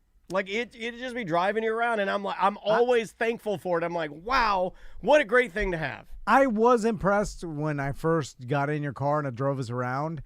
And I should have been more impressed by that than the damn. I think it was because the length of time I watched TV in my life was always been blurry. I think you need to have it too. I think you need Yeah. to own it, because if it were yours, it feels weird having, like, it feels like you have a escape pod spaceship.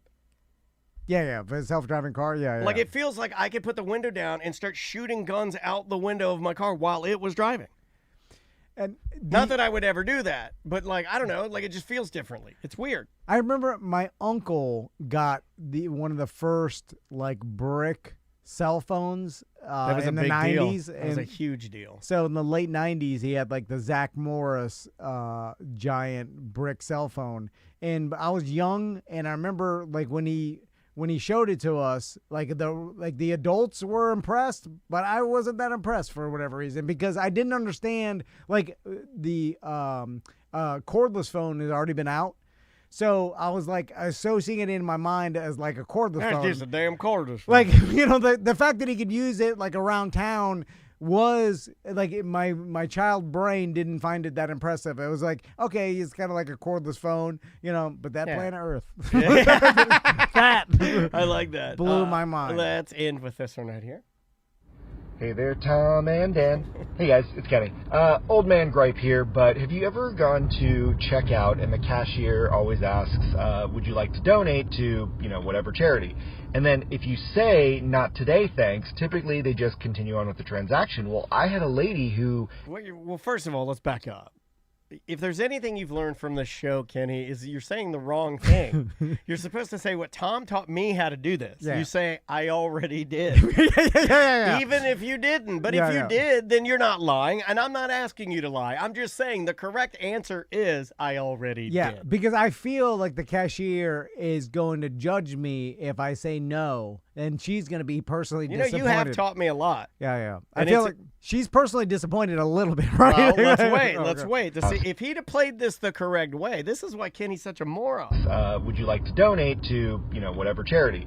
And then if you say, not today, thanks, typically they just continue on with the transaction. Well, I had a lady who, every time someone said, not today, she would passive-aggressively respond with, oh, I guess another day.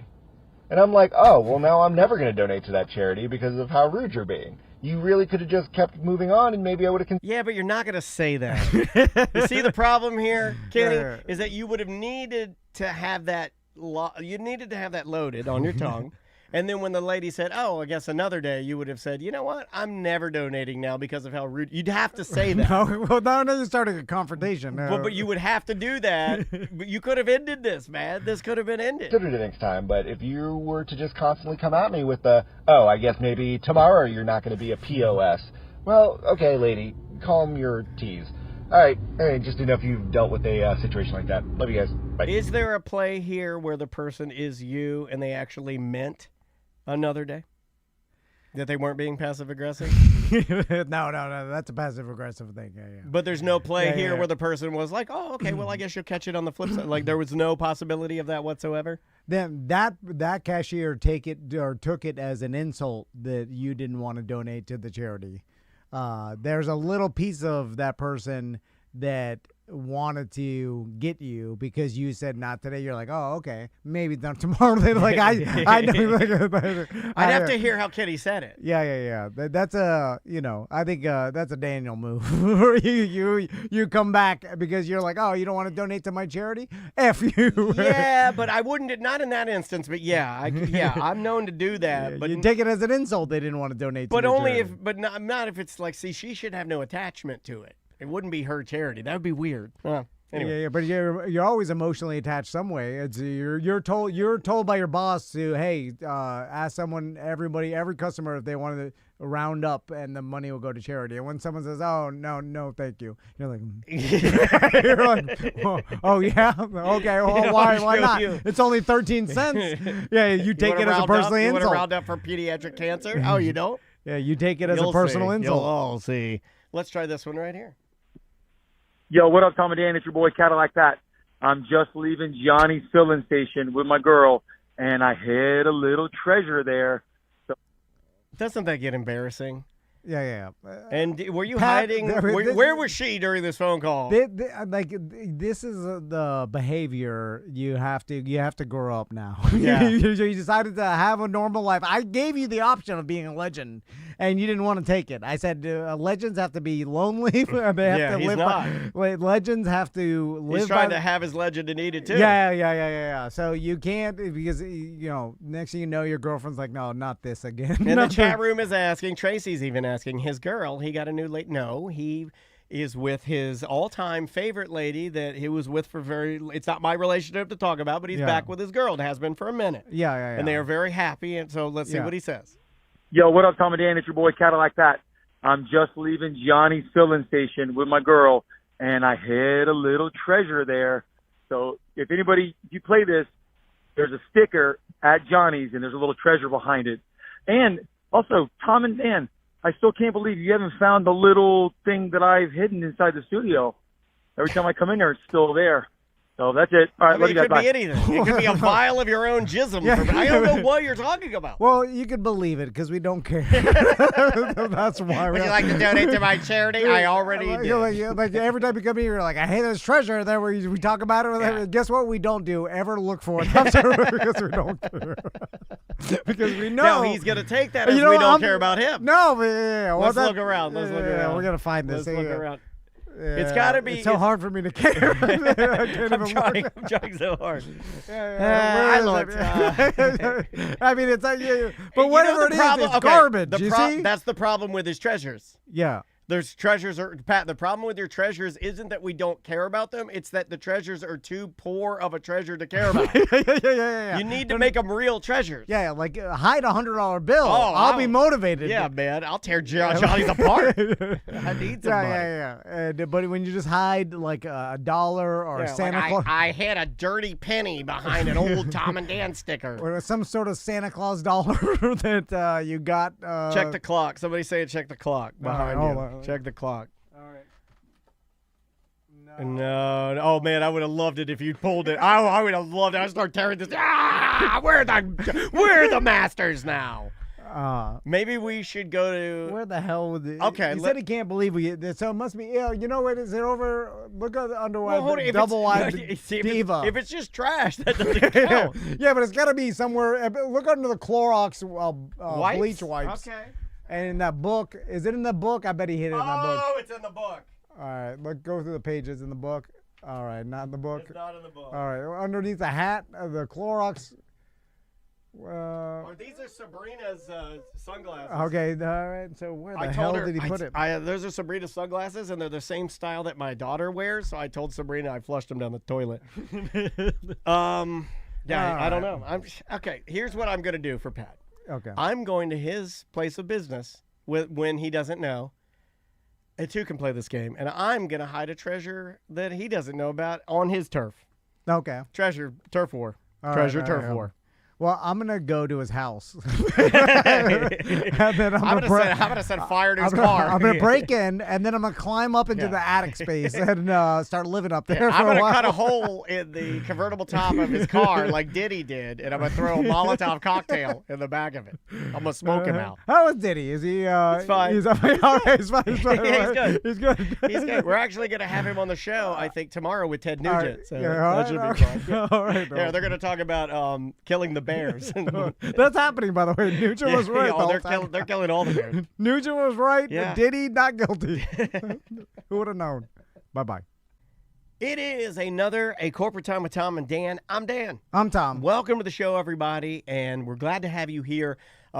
First and foremost, like right up front, we've been having some issues with the app and the website. I think they're all fixed. I just want to make sure everybody knows that. Yeah. But if you are still having problems with your account, and if you are a BDM, and if you're not, you can sign up at tomanddan.com/registration. But if you're having an issue, just email me, and I will get you squared away. But I think we're good now. Everything should be smooth sailing on down the tracks.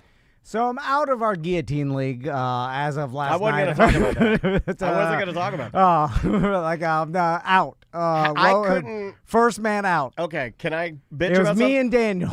Can I bitch about something? I didn't know how to find where you and I were even playing. That's how poor the app is. So I would like to request to be the second person to leave the stupid guillotine league. I'm out of it too. I hate it. I did bid on a player. I threw some money at a player. So last night I thought that maybe I wasn't going to be out because both of our we each had a player, stunk. Yeah. And Roma Dunze and T.J. Hawkinson. Well, Hawkinson stunk extra bad. I know he did. And J.J. McCarthy stinks. And you got rid of Sam Darnold. Anyway. He's killing it. So I'm sorry. Are you happy you're out of it? No, I'm not happy. You also, well, I thought you said you didn't want to be in it anyway. Also, I'd like to That's point out. what losers say. Losers say, I wanted to lose. No, you I didn't. meant to do that. Yeah, no, you didn't. You're a loser. Let me point something else out, and not to point this out, but this was the year of putting it all on the line. Well, that was for the other league I'm losing. Well, you lost in that one. I know. You lost that one too. And I got 3 injured players. London's out now, sprained shoulder. Yeah, I did see that. Juwan Jennings out. Oh, Jennings is a beast. Bo Nick stinks. Anyway. All right. We'll talk about that later at another time. Yeah, whatever. It's not a football show. I just say, that's fine. This is the year. I laid it all on the line. Anyway, so I there was a story over the weekend. Okay. That as I looked at more and more, it dawned on me that this is the most impressive thing a dad could do for his son that I could think of, and the coolest moment that he, or the most impressed that his son will ever be for a dad. Okay. So wait, hold on. Hey, look! There he is! Cool down of the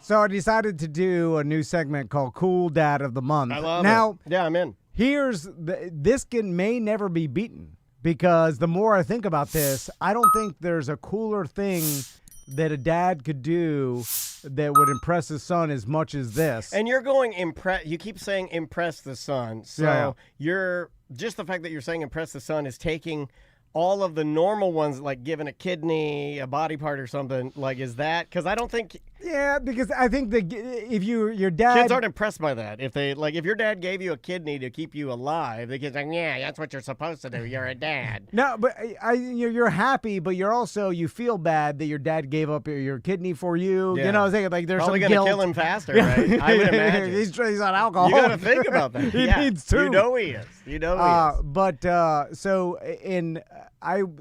or maybe his 2 are so bad you don't even want one of his bad kidneys. There may not ever, there's someone would never be able to beat this, I think. I also don't know what you're talking about, okay. so I'm really excited to hear what you have to say here. All right, so did you watch the Bills-Ravens game on Sunday? It was a crazy game, the biggest comeback the Bills have ever had. The 80 points scored total. And in that game, before the game starts, Tyler Bass, their starting kicker, got hurt, right?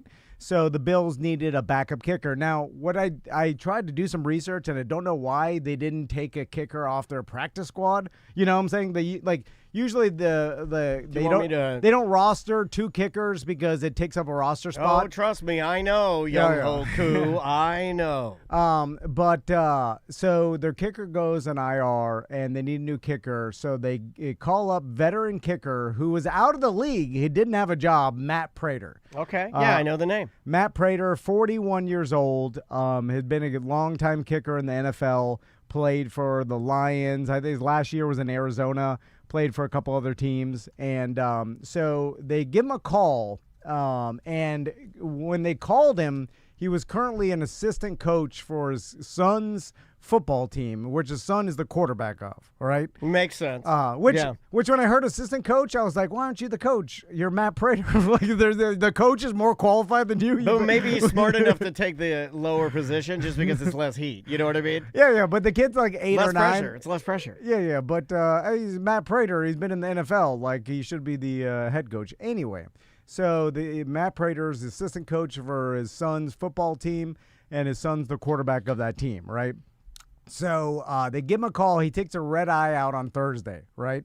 And he doesn't even know. This is like a Kevin Costner movie. Yeah. He doesn't even know the Bills players' names a lot in the locker room. Like he meets Josh Allen for the first time, and maybe he had met Josh Allen before, and one time, but I don't know. You never met Josh Allen before. Well, I mean, it's whatever. I mean, it's still a very unique scenario. So, of course, if anybody watched the game, the Bills, dramatic comeback. In fact, I turned off the game because it looked like the Ravens are going to win. Yeah. If you didn't have alerts set for that, you wouldn't know to go back to check it. At one point, the Ravens had like a 99.5% chance of winning. Like that was their win percentage. Sure. So anyway, Bills come back. They drive down the field, and Matt Prater comes out for, it's not that long of. I think the field goal is between 30 he had and 40 3 yards. in total. So you got to hit them all. Yeah. But he comes in for the last second, and they're down by 2. They have to, if he misses this, they lose. It's kind of the guy you want, right? Yeah, and he kicks the game-winning field goal, and they carry him off the field, right? Yeah, I'm looking at a picture of it right now. It's awesome. Old man Prater is 41. He's 2 years younger than me, and so his son is watching this game. Do you know that? Yes, 100%. Like your dad. I don't like talking about 100%. Yeah, you don't know that. You don't know that this means anything to his son. No, he's a football. Like this is I'm just basing it on what I know. know. I'm just basing it on the things that matter to me don't always matter to my kids. Yeah, but he's the quarterback for his football team. His dad, Matt Prater's assistant coach. Like it's got to it's cool. It is really cool. If he didn't have kids that were into football, like he's got 3 other kids or daughters. They may not be into sports. It may be. I think the LeBron thing's cooler though. Playing with their dad's cooler than This isn't even. This is removed. This is cool. This is up there for, dad of the month. Definitely dad. What is this? September? Is he September's dad or is he August? Is it a carryover? But as far as being impressed by something, because your dad was essentially out of the league, right? Coaching your team. But and then he gets called in that weekend. But he can do this. It's not like he's doing something that wow, and I don't, he's a proven guy. Yeah, no, but he was out of the league. He's not, doesn't matter. He's probably never going to play again. It's not like once you leave the league, it's like, sorry, you're, what's this thing? Yeah. You'll start looking at a football like it's an alien device. No, but chances are his son, or you were not going to see your dad play another game. Be cooler if it were a quarterback. That's the only thing I would say. But it can't. This is the only situation it could happen because it's the kicker. Didn't we have? They're not bringing a quarterback off the couch to come and win the game. A couple years ago, the Browns did that with old man. He's still playing there. And that was the same sort of scenario, right? Not off the couch. Off the couch. Yeah. I mean, that to me is more impressive because it's quarterback. You hate kickers. It surprises me you even want to give this as much weight. Yeah, but I guess. But it's cool. It's up there, but because when you're the quarterback, you're playing the whole game, so you kind of get used to it. When if you're Matt Prater's son, he's called in to kick the game-winning field goal, and so it's kind of like he did kick a couple other kicks that game, but to kick the game-winning field goal, I feel like is more exciting than a quarterback winning the game throughout. Of course you do. It's your argument. Yeah. Hey, listen, that's not my point. I'm just pointing out. I asked on the BDM page what the coolest thing they've ever done in front of their kids, and I thought to myself, there's nowhere close to anything like this I could even think of. No one has any cool experience like this that would impress their kids. You've done some cool stuff in front of your kid. You did a backflip off of a boulder. I don't have anything even remotely backflip close off to a boulder. No, I know. I'm definitely cooler than you are. No, but I'm just saying, you've done that. You're acting as if you haven't done anything cool. Your sons thought that was cool. No, but this is to the level of insane storybook type of thing. No, I know. I'm just saying that for a guy that hates kickers, I'm surprised you would flag that one. I think old Flacco is more impressive. He did a season. It wasn't just a game. This guy came off the couch and went right in, and he's still there. Yeah. I guess for whatever reason, this story of Matt Prater coaching his kids. I think it's because team. it's connected to your age, and you probably identify more with it because you can kind of see yourself, and you know what it's like to find fitness, like maybe a little bit later. You know how hard it is to focus on that, and like maybe you can identify with it greater. That's what I would say off the rip. No. I guess Flacco's, in his 40s too. Anyway. Would you like to do an email or a voicemail, sir? Yeah. All right, voicemails and emails. Let's jump over here to this one, and I got to put this on my list of people to email.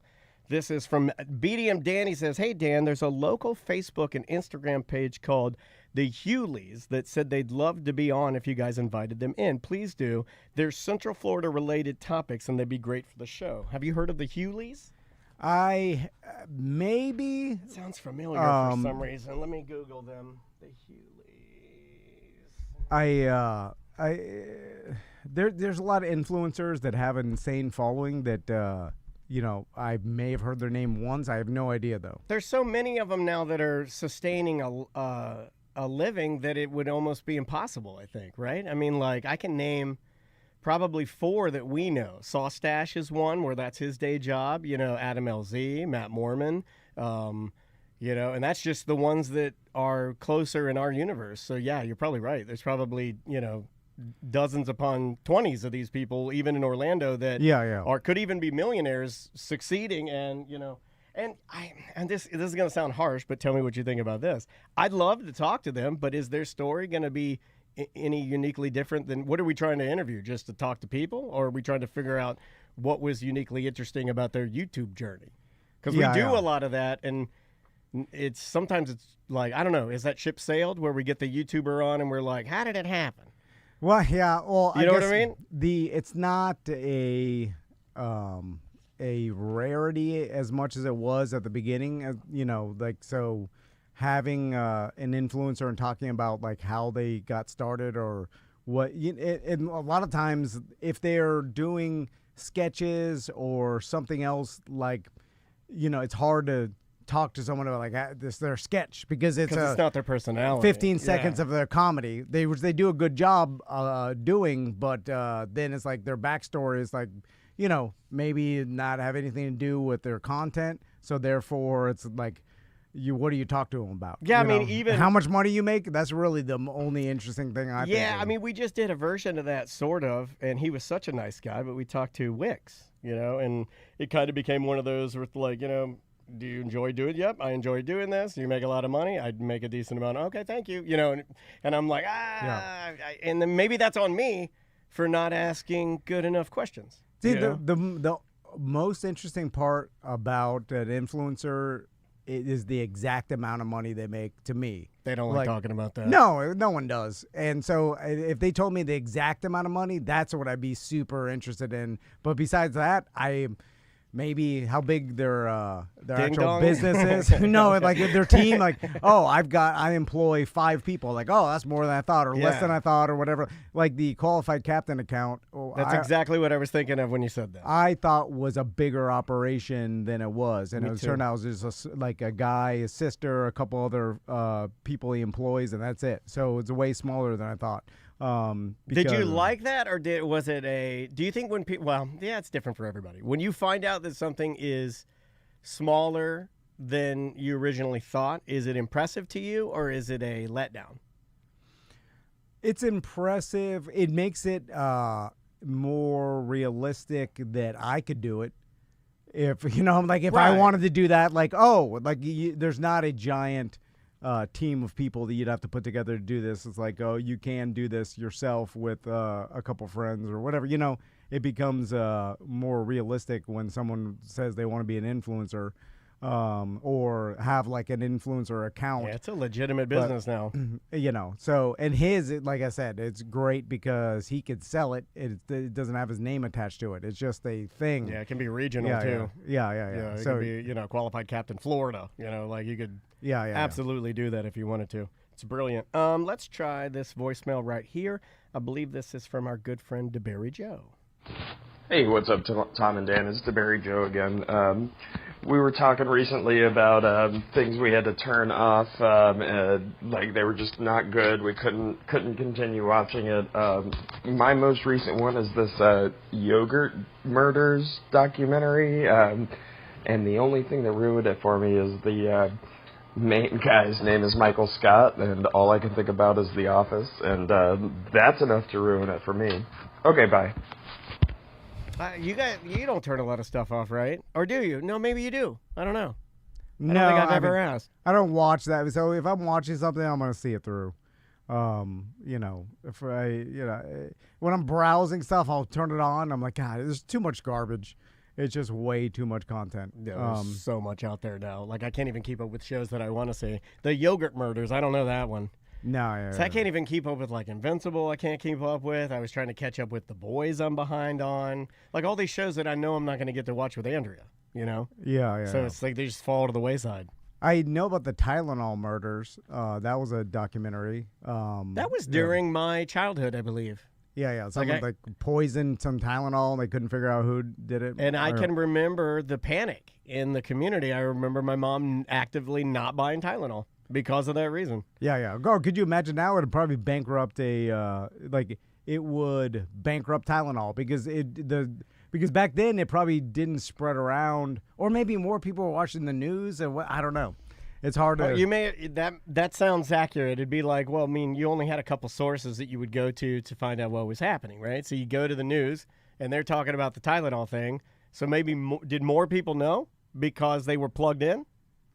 More people are plugged into their own thing now. Yeah, it's easier to spread information now to the masses because, of your cell phone. But you're right.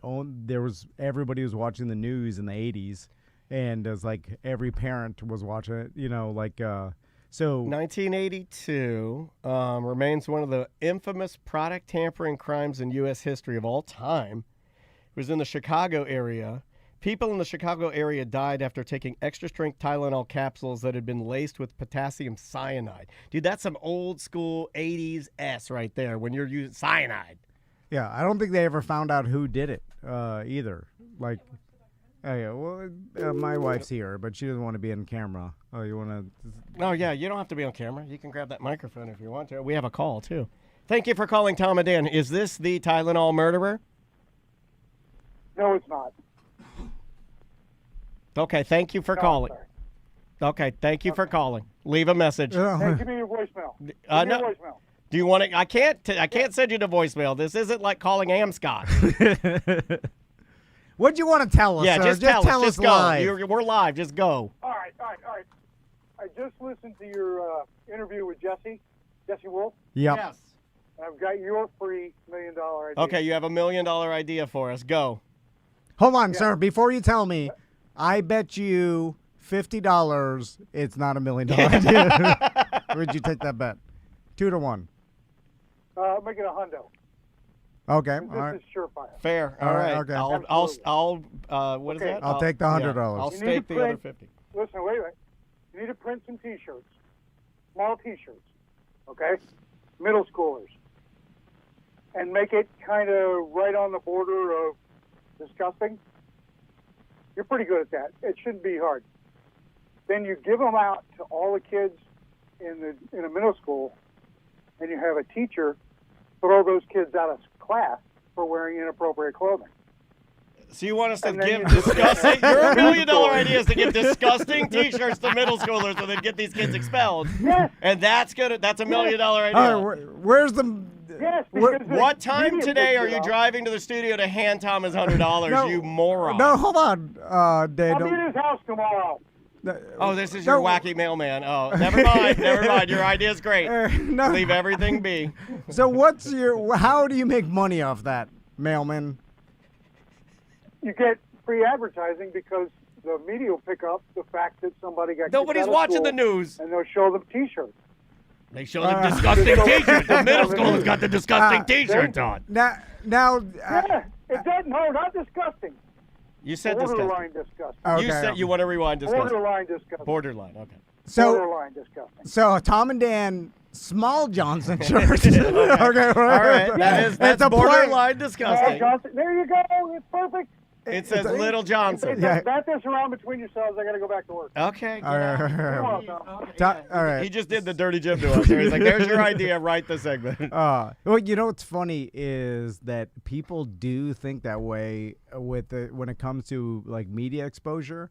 That just put some borderline disgusting shirts on some middle schoolers, and then the media will pick up with the millionaires. So just to show you how like media, the power sometimes doesn't do anything. Like when Bob Saget died, and we did a media tour on whatever the hell extra we did a and whatever Death the hell. Blitz. Yeah, which still doesn't make sense. They're like, you're the last people to interview Bob Saget. And we were not. but even if we were, we're like, yeah, we interviewed him about his comedy show. It like had nothing to do. We have no. Anyway, Did he look like he was dying? But we were on how many different TMZ plugged us. Then we're on like 5 other national Access, TV shows. Hollywood. Yeah, whatever it is. Did 0. Less than 0. It didn't do anything. No. So it was hard for us to find the coverage of our own show. So what do you think going on local news would do? I don't know. It would do nothing. Know. Sometimes I think it still does stuff locally though. Because for people that are truly plugged in locally, you have something, but yeah. It doesn't translate to dollars immediately. Like maybe after a long time you grind it out. Grinding is the only thing that does anything. Crystal, did you want to comment on the Tylenol documentary? Well, no, we haven't seen it. Oh, I thought you'd seen it. Well, it's just that when he said, I don't think they ever figured out who did it, I just was curious if he knew that, or we never watched it. The hell you wrote our show? I have to say a lot. I can't consume everything. You say get off my phone when I'm at Other people saw it, so you can't just say I don't think they ever found out. What if it's in there? What if it's in there? Could be in there. You just ask never... ChatGPT if they ever found out. I already did. Did they find it out? You know what I want to do? I want to talk about ChatGPT. Okay, do you want to talk about it? Okay, let me say they have not found who did it. All right. Well, you just heard that or something, but okay. Well, he does remember a lot of stuff, and then he will, and he does it like a kid. Take a guess. But he also does it like a kid sometimes too, where you'll say something, you'll be like, yeah, I'm starving, and he'll be like, you're not technically, you're actually not starving. I don't know about that. Yeah, I wish he'd just let things fly like a little loose, but he doesn't like that. You know who's good at guessing too? My son Tommy Van, the third. He can guess his way out of tests and things. My God, somehow he squeaked out a 3 on that fast test. Yeah. Can we talk about that? He didn't know nothing. He doesn't know. I've looked at him and he's like, I don't know what. And I'm like, oh God, you're gonna fail. And then he gets a 3, and they're like, how'd you get a 3? And he's like, Don't guess. question it. Just let him go. He's got the numbers. He's riding the lightning. No, He's a gambler like his daddy. Like a few days before, he took a regular test and got a 53. Okay, Yeah. How did he take this kid just got out of 5th grade. He took an 8th grade math fast test and got a 3 on it. Guessing. I'm telling you, I guess my whole life, and that's I've gotten to where I am today by guessing. And just guessing the answer, guessing. You were just guessing that, weren't you? Yeah. Like everything I've guessed, I didn't know for sure. I would just like make an educated guess, but it's not educated. Make a non-educated guess. Okay, so just make a Is it random? No, it's not random. It's not random because there are choices. So it's just based on the choices. It's based on what? Okay, it's based on Slumdog Millionaire, and I'll explain. I did this with that game show, or that game we guessed the song years. Oh yeah, Hitster. That's really fun. I recommend it to everybody. So my brain works like the Slumdog brain. Okay. I've been calling you Slumdog brain for a very long time. Where it's like your brain is like a S-pit in Mumbai. You ask, I look at a question and then I don't know the answer at all, right? Because I didn't study. I have no... you don't know where you are. I have no idea. But then, based on the question, I go back and I'm like, what? And then it's all it's like you're falling through knowledge. Yeah, the Slumdog. I'm falling through knowledge was a really good imagery. Yeah, well, I work it that way. Yeah. My shrink says there's I should... there's like numbers. Well, yeah, and he's stars. got stuff in there. That's why I hate it. I tell him all the time, I'm like, you're smart. He's falling through all this stuff. It's just jumbled and up. he's grabbing it. But he'll get it. And then it's like, what? And then like it's like that game we play with this, what year the song come out. Yeah, you just said that. We just, oh my No, God. no. Yeah, you're falling back. Now you're running through the Well, knowledge. I'll give you an example. Like, so when I hear the song, it's like, what year did this come out? I usually my radio career, like from the 2000 Life experience, yeah. Yeah, and then I'm like, where was I in my radio career when this song came out, like roundabout, and then I narrow it down from there, and then like This is high what school. normal people do. Well, I have my good at it. It's called thinking. Yeah, the rest of us are doing that too. I'm like, okay, this was in middle school, and the girls were booty dancing. Okay, I was in middle school in these years. That's how. Well, why are me and Tommy so good at guessing then? I don't know. So like a slightly more accurate You version probably of have a better connection with some of your memories in there. So instead of falling through, like I think maybe you are better connected to them. You probably are more willing to just take a random guess than most people are too, right? Like I'm afraid to say the wrong thing. Never afraid to be wrong. Yeah, But you're never afraid to be wrong and are always wrong. Yeah, It's amazing. that's how you do it. That's how you win. You just say things. If you're never President. afraid to be wrong and you're constantly wrong, you're 100%. You are. Tell me. That's you're 100%. Yeah, and just move on, and no one ever cares. You know who's And not they're like, this guy- 100%? What? ChatGPT. Okay, why? Whatever. No, it's not. Yeah, it messes me up all the time. Doesn't it? Well, I use it daily. I tell him this all the time, but I get sick of arguing because he's like, it's absolute. I'm like, okay. So I've been using it lately because I never used it. I don't know. It's all the hype. So I'll type in a random thought into it. You know, like, hey, what do you think about You this? can do therapy stuff with it too. I don't want to do that. I do it in the car. It's I'm pretty not fun. doing anything emotional with this thing. But I asked it the other day a question about something. I don't know. And it gave me back the wrong dates. Like it didn't know what today was. It has problems with stuff that's current because it's only pulling off of a model that's like a year dated. So all of the stuff that it's accessing for you when you ask it a question will have an end date like September 1st, 2023, 2024. Yeah, it can't do it like for real time to the second. Now, as of you today. can ask it, you can say like, hey, that's wrong. Search that compared to now, and it'll clarify its answer. They're trying to fix stuff like that. Weird. Okay. Yeah, but it's just Change your it's prompt a little bit. It's You can add to interesting your because prompt. that to me seems like the most basic thing. Yeah. Where the way that it responds to me about I'm walking, right, and a part of my knee hurt. So I wanted to know like what part is this? Oh my God, I do this. Oh. And so you know, and I then I'm take like, well, pictures of my body. how long will it take me to like, you know, work on this part or whatever? And then so I said till the end of January, you know, can you write me a workout plan?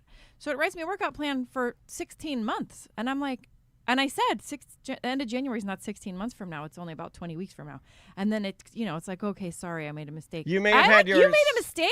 You may have had I'm your relying set. on you. You had your set to Venezuelan doctor. He just moved here, and he is a real doctor. It's fine. Yeah, but he doesn't have his license Yeah. yet. What insurance did you give I'm just ChatGPT? saying, if ChatGPT can't, you know, give me the most basic, it doesn't know today's date and how far away the end of January is. It thought it was 16 months away. Then now I'm like, well, what the hell else are you telling me that I'm believing? That's just totally wrong, but you sound good saying it. Now, are you paying for it? No. Let's think about this too. If you're not paying for it, maybe the model you're using is even lower than the one that's out now. Maybe. And that is there. But that a is one lot of of the, people are not paying for it, and Correct. a lot of people are relying on the information and a lot coming of from it. But a lot of people are paying for it, and that's going to be the information culture divide, right? Because the people that pay are going to have the real information, and the people that don't, what do? Well, the information's all locked behind the paywall. Sorry. That's why this stuff gets people mad. But yeah, I didn't think about that. All I thought about was the fact that this information is inaccurate, and there's a lot of people relying on it. like I wonder It's just if going to make us dumber. I wonder if mine, because we have the business account here, if I did it, if it would do it correctly. If it did, that'd be a problem. You know what I mean? Let's talk about Corey Feldman because Oh, me and my good wife, pivot. Good pivot. me and my wife have a, we need to Is find. this a hall pass? That's a hall pass, right? Oh, my God. It's a doodle. That's a doodle. Why do you want to talk about Corey Feldman? Is he all right? He may Yeah, not be. No, he may not be. Well, he's going to be Missing. on the new season of Dancing with the Stars. Oh, that's mean. So It is, but I'm in for it. I'm done because people. I 2 years ago I would have been with you, and even last year I would have said that's mean. We shouldn't. But you know what? I'm with everybody else now. It's fine. Unless he's like turned around and he's doing great and he's going to come out and show how well he's doing mentally and physically, I don't want to see that. Because I just feel like it's exploiting someone who's not well. Is Corey Feldman's autograph on our marriage certificate? Yeah, but we can never. I mean, it's probably been shredded or something. They photocopied it and put it into it should the be on system, file. right? Yeah, it's digital, babe. It's not like in a paper warehouse somewhere. No, anyway, but they photocopied. They didn't photocopy the back. Oh, the back is where it's on the back. This probably was at a time when they didn't do a back. They do the back now. They scan. You have to scan everything now. Anyway, so well, if you look it up on public record, the back is not on there. Damn it. So Corey Feldman's going to be in the new season of Dancing with the Stars, and Daniel told me today that he disappeared. Yeah, he's missing. No. Yeah, he hasn't showed up for any of his practices. His coach, who I guess the professional dancing side of his team, she won last year, and as of this morning, she's saying, yeah, I haven't seen him since the announcement on Good Morning America. He's been MIA since. You know, he just accepted it like, oh, I'll do it. That sounds fun in a manic, state. And then when it comes down to like showing up and doing the work, he's off doing drugs or something. So I don't think he does drugs. Well, then he's off having mental illness. I think his is from misdiagnosed mental illness and severe molestation. So I have a theory that Corey Feldman is a genius. So follow me. Okay, all right. So because sometimes you're so crazy, or just so smart, you're crazy. You see what I'm saying? Oh, I do think he's pretty smart. So the smartest thing, maybe, if you look at marketing wise, and the most attention he could possibly get, right? So they asked him to be on Dancing with the Stars. Obviously, Corey Feldman, known for his ridiculous onstage performances of his band that everybody clowns him on, I guess his... Well, he's a frozen in time performer. What I mean by that is he's been doing the same Michael Jackson pop lock and the same song since he was performing at Howard Stern's 36th birthday bash. And Howard is 72 years old now. So it's just a wild frozen in time guy that I'm here for it. So they asked him to be on Dancing with the Stars, and of course the network wants like a crazy Corey. The only thing better than Corey, and you both know what it is, and you'll never get it. If you could get Britney Spears on there, you could shut down. You could literally make. Oh, that's a white whale. Could make so much money that they could be like, well, this is now we can compete with digital. Now we can compete with Instagram and TikTok. We're back, baby, because we got Britney Spears. Yeah. But that's the only thing that'll save them. So if you were to bring a big marketing team in and say what should Corey Feldman do to get the most attention, this would be it, right? For him to disappear? Yes, because if he just went and practiced and did fairly well and danced and then you did better than we thought, yay, and then it's like, that's a nothing. Yeah, I think sometimes you give people too much credit. He's trying to get me because he knows I believe this stuff now, because he knows I believe that Tom knows I believe that all gloves are off when it comes to advertising and that nothing is real anymore, and I'm almost willing to believe what he's saying because so many things are fake now. So many things are done for purely attention, and I hate it. It's gross. Everything's done for attention. There's a percentage of what you're saying that's probably right. And I don't like that. Because now he's like, oh, he's gone, he's not practicing, and what if he never practiced? And I bet he's practicing. But they're saying he's not practicing, and then he's going to come out and do a little twirly-do. He's going to do good. He's definitely doing a twirly-do. Or I'm going to be watching it. I predict him wearing a blue flowy puffy shirt, tight black pants. See, now you need to play the Powerball. There's two things they could do. Like he's actually practicing somewhere else, and whatever he comes out, he does decent, better than people thought. Or it's a gigantic train wreck, and he does no practice, and it's the worst. Practice or not, it's going to be a train wreck. Yeah. We know it because he loves the entertain. I don't want to exploit him. It's going to be a hard watch. Teddy Duchamp. But he's been exploiting himself for years. I know. He knows. Even though they're cognitively... That's the thing we're not sure of, right? That's the thing that makes people mad is you're about to say, he knows that we're laughing at, what he's doing, and I don't know if he knows. I don't know. It's like he's trapped inside his own... You think he's a genius. If he was a genius, wouldn't he just ride his childhood fame into into like He is. more stardom. He's Yeah. like, Like, but I'm not That's saying what he's train doing. wreck stardom. I'm saying like if he's actually just a secret genius, why didn't he just continue like doing movies? Because you and- could be a genius and untalented. Okay. Familiar with this? You make me speak. Are you speaking from a point of Wait, reference? wait, are you the genius? no. He's saying he's an untalented genius.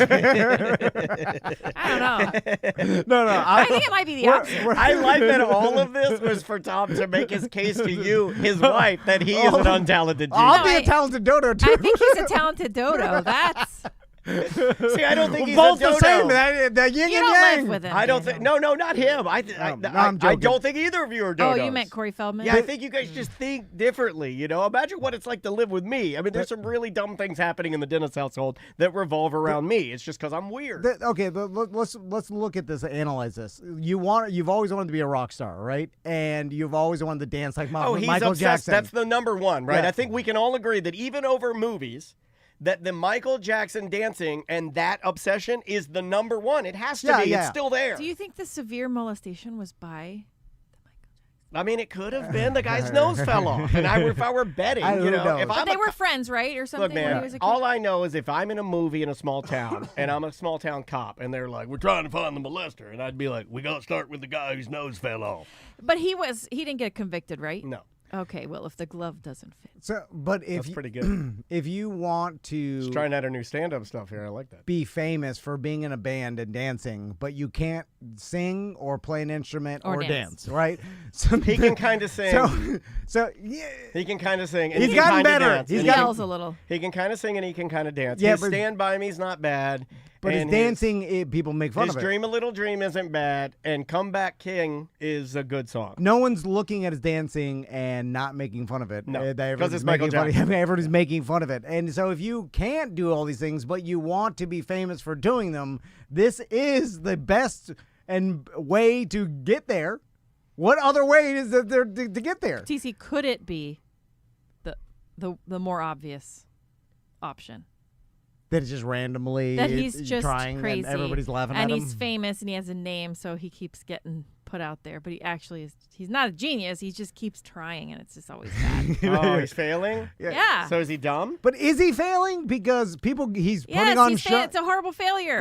It's not It's he's not. selling tickets and people are going to his shows. Yeah, but not that many. Have you looked at the crowd? It's not that many. And but anybody who's there is there to see the train wreck. If Corey Feldman Yes. came to town, TC, I would be like, I want to go see this guy, but I would know I'm not going there to see like Yeah. a show, He's a selling music tickets. show. I'm going there to see what kind of melee is gonna. Well, it depends on what your level of success is, right? This is the new.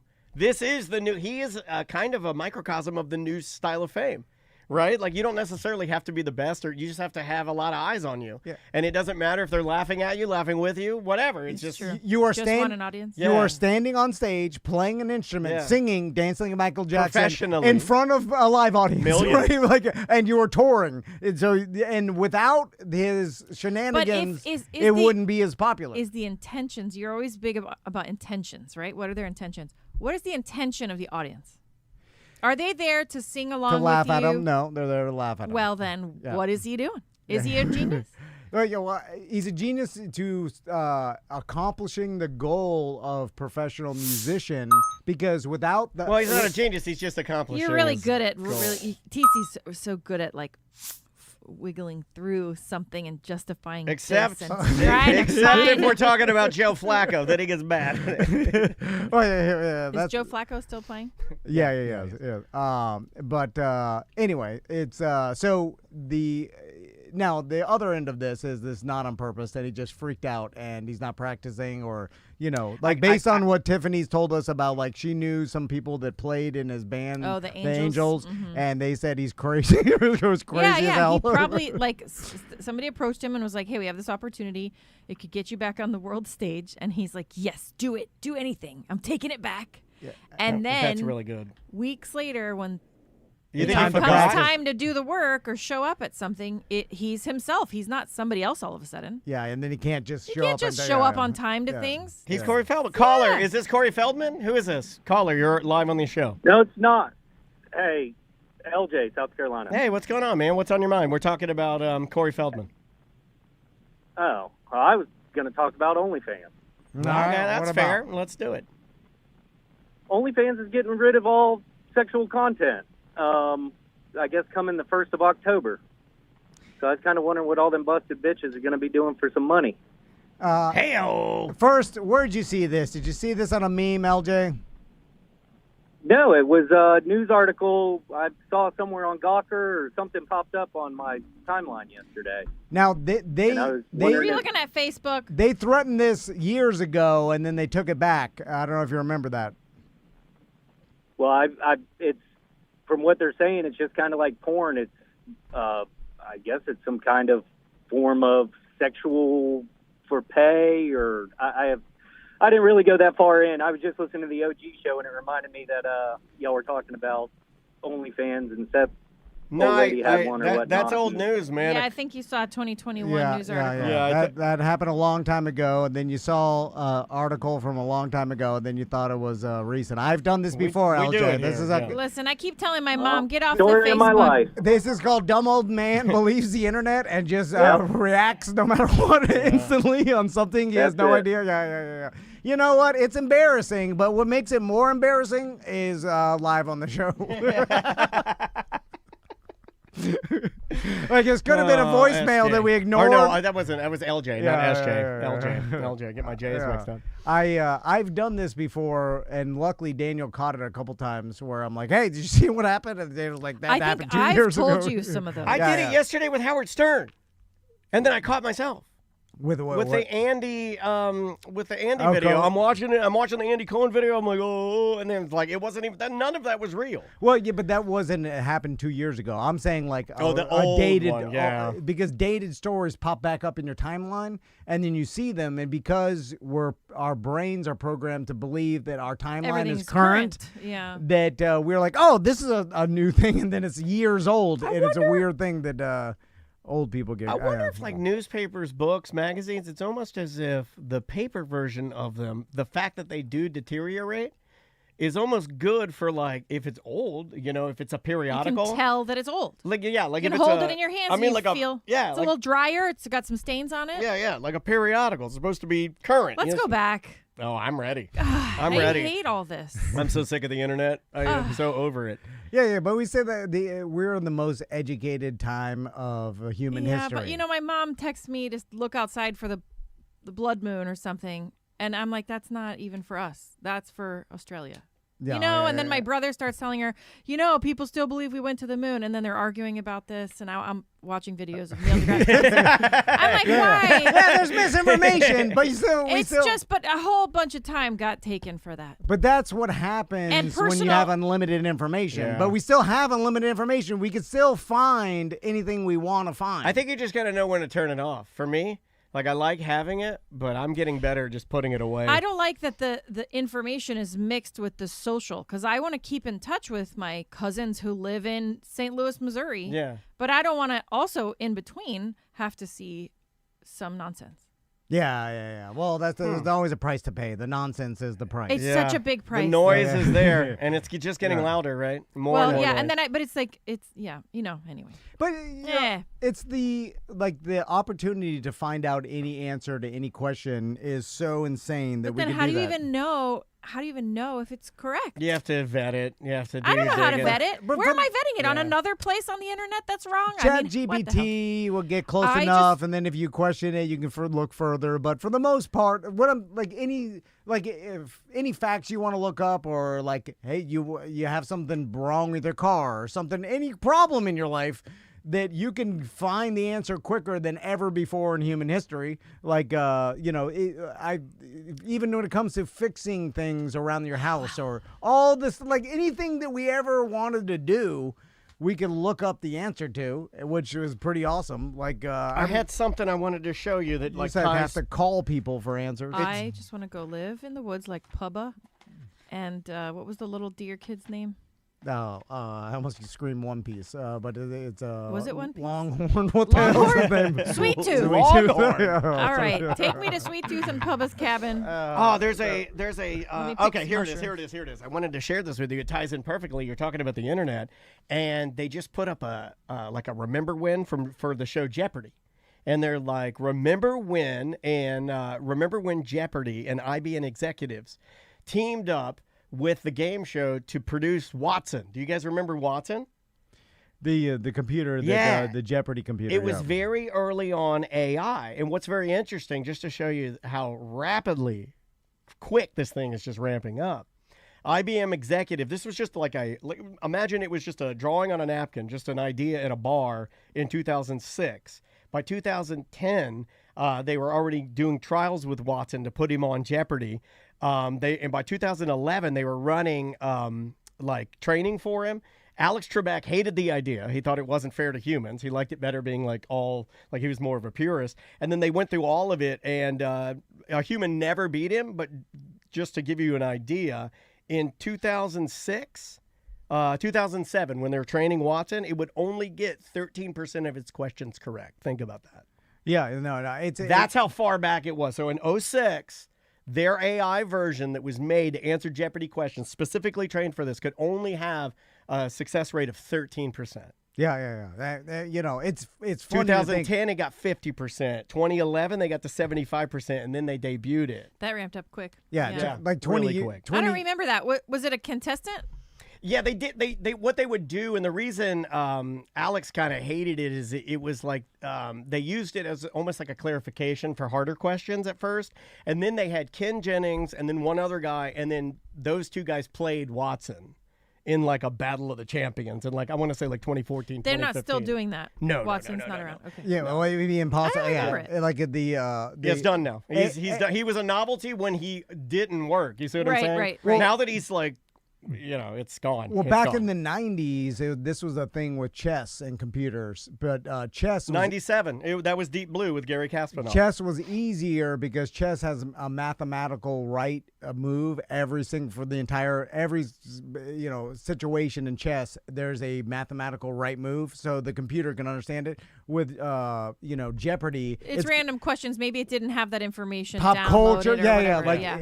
But with AI now, it can scour the internet and I'll find the answer more accurately than any human. Anyway, let's take a break. We'll be right back with more Corporate Time.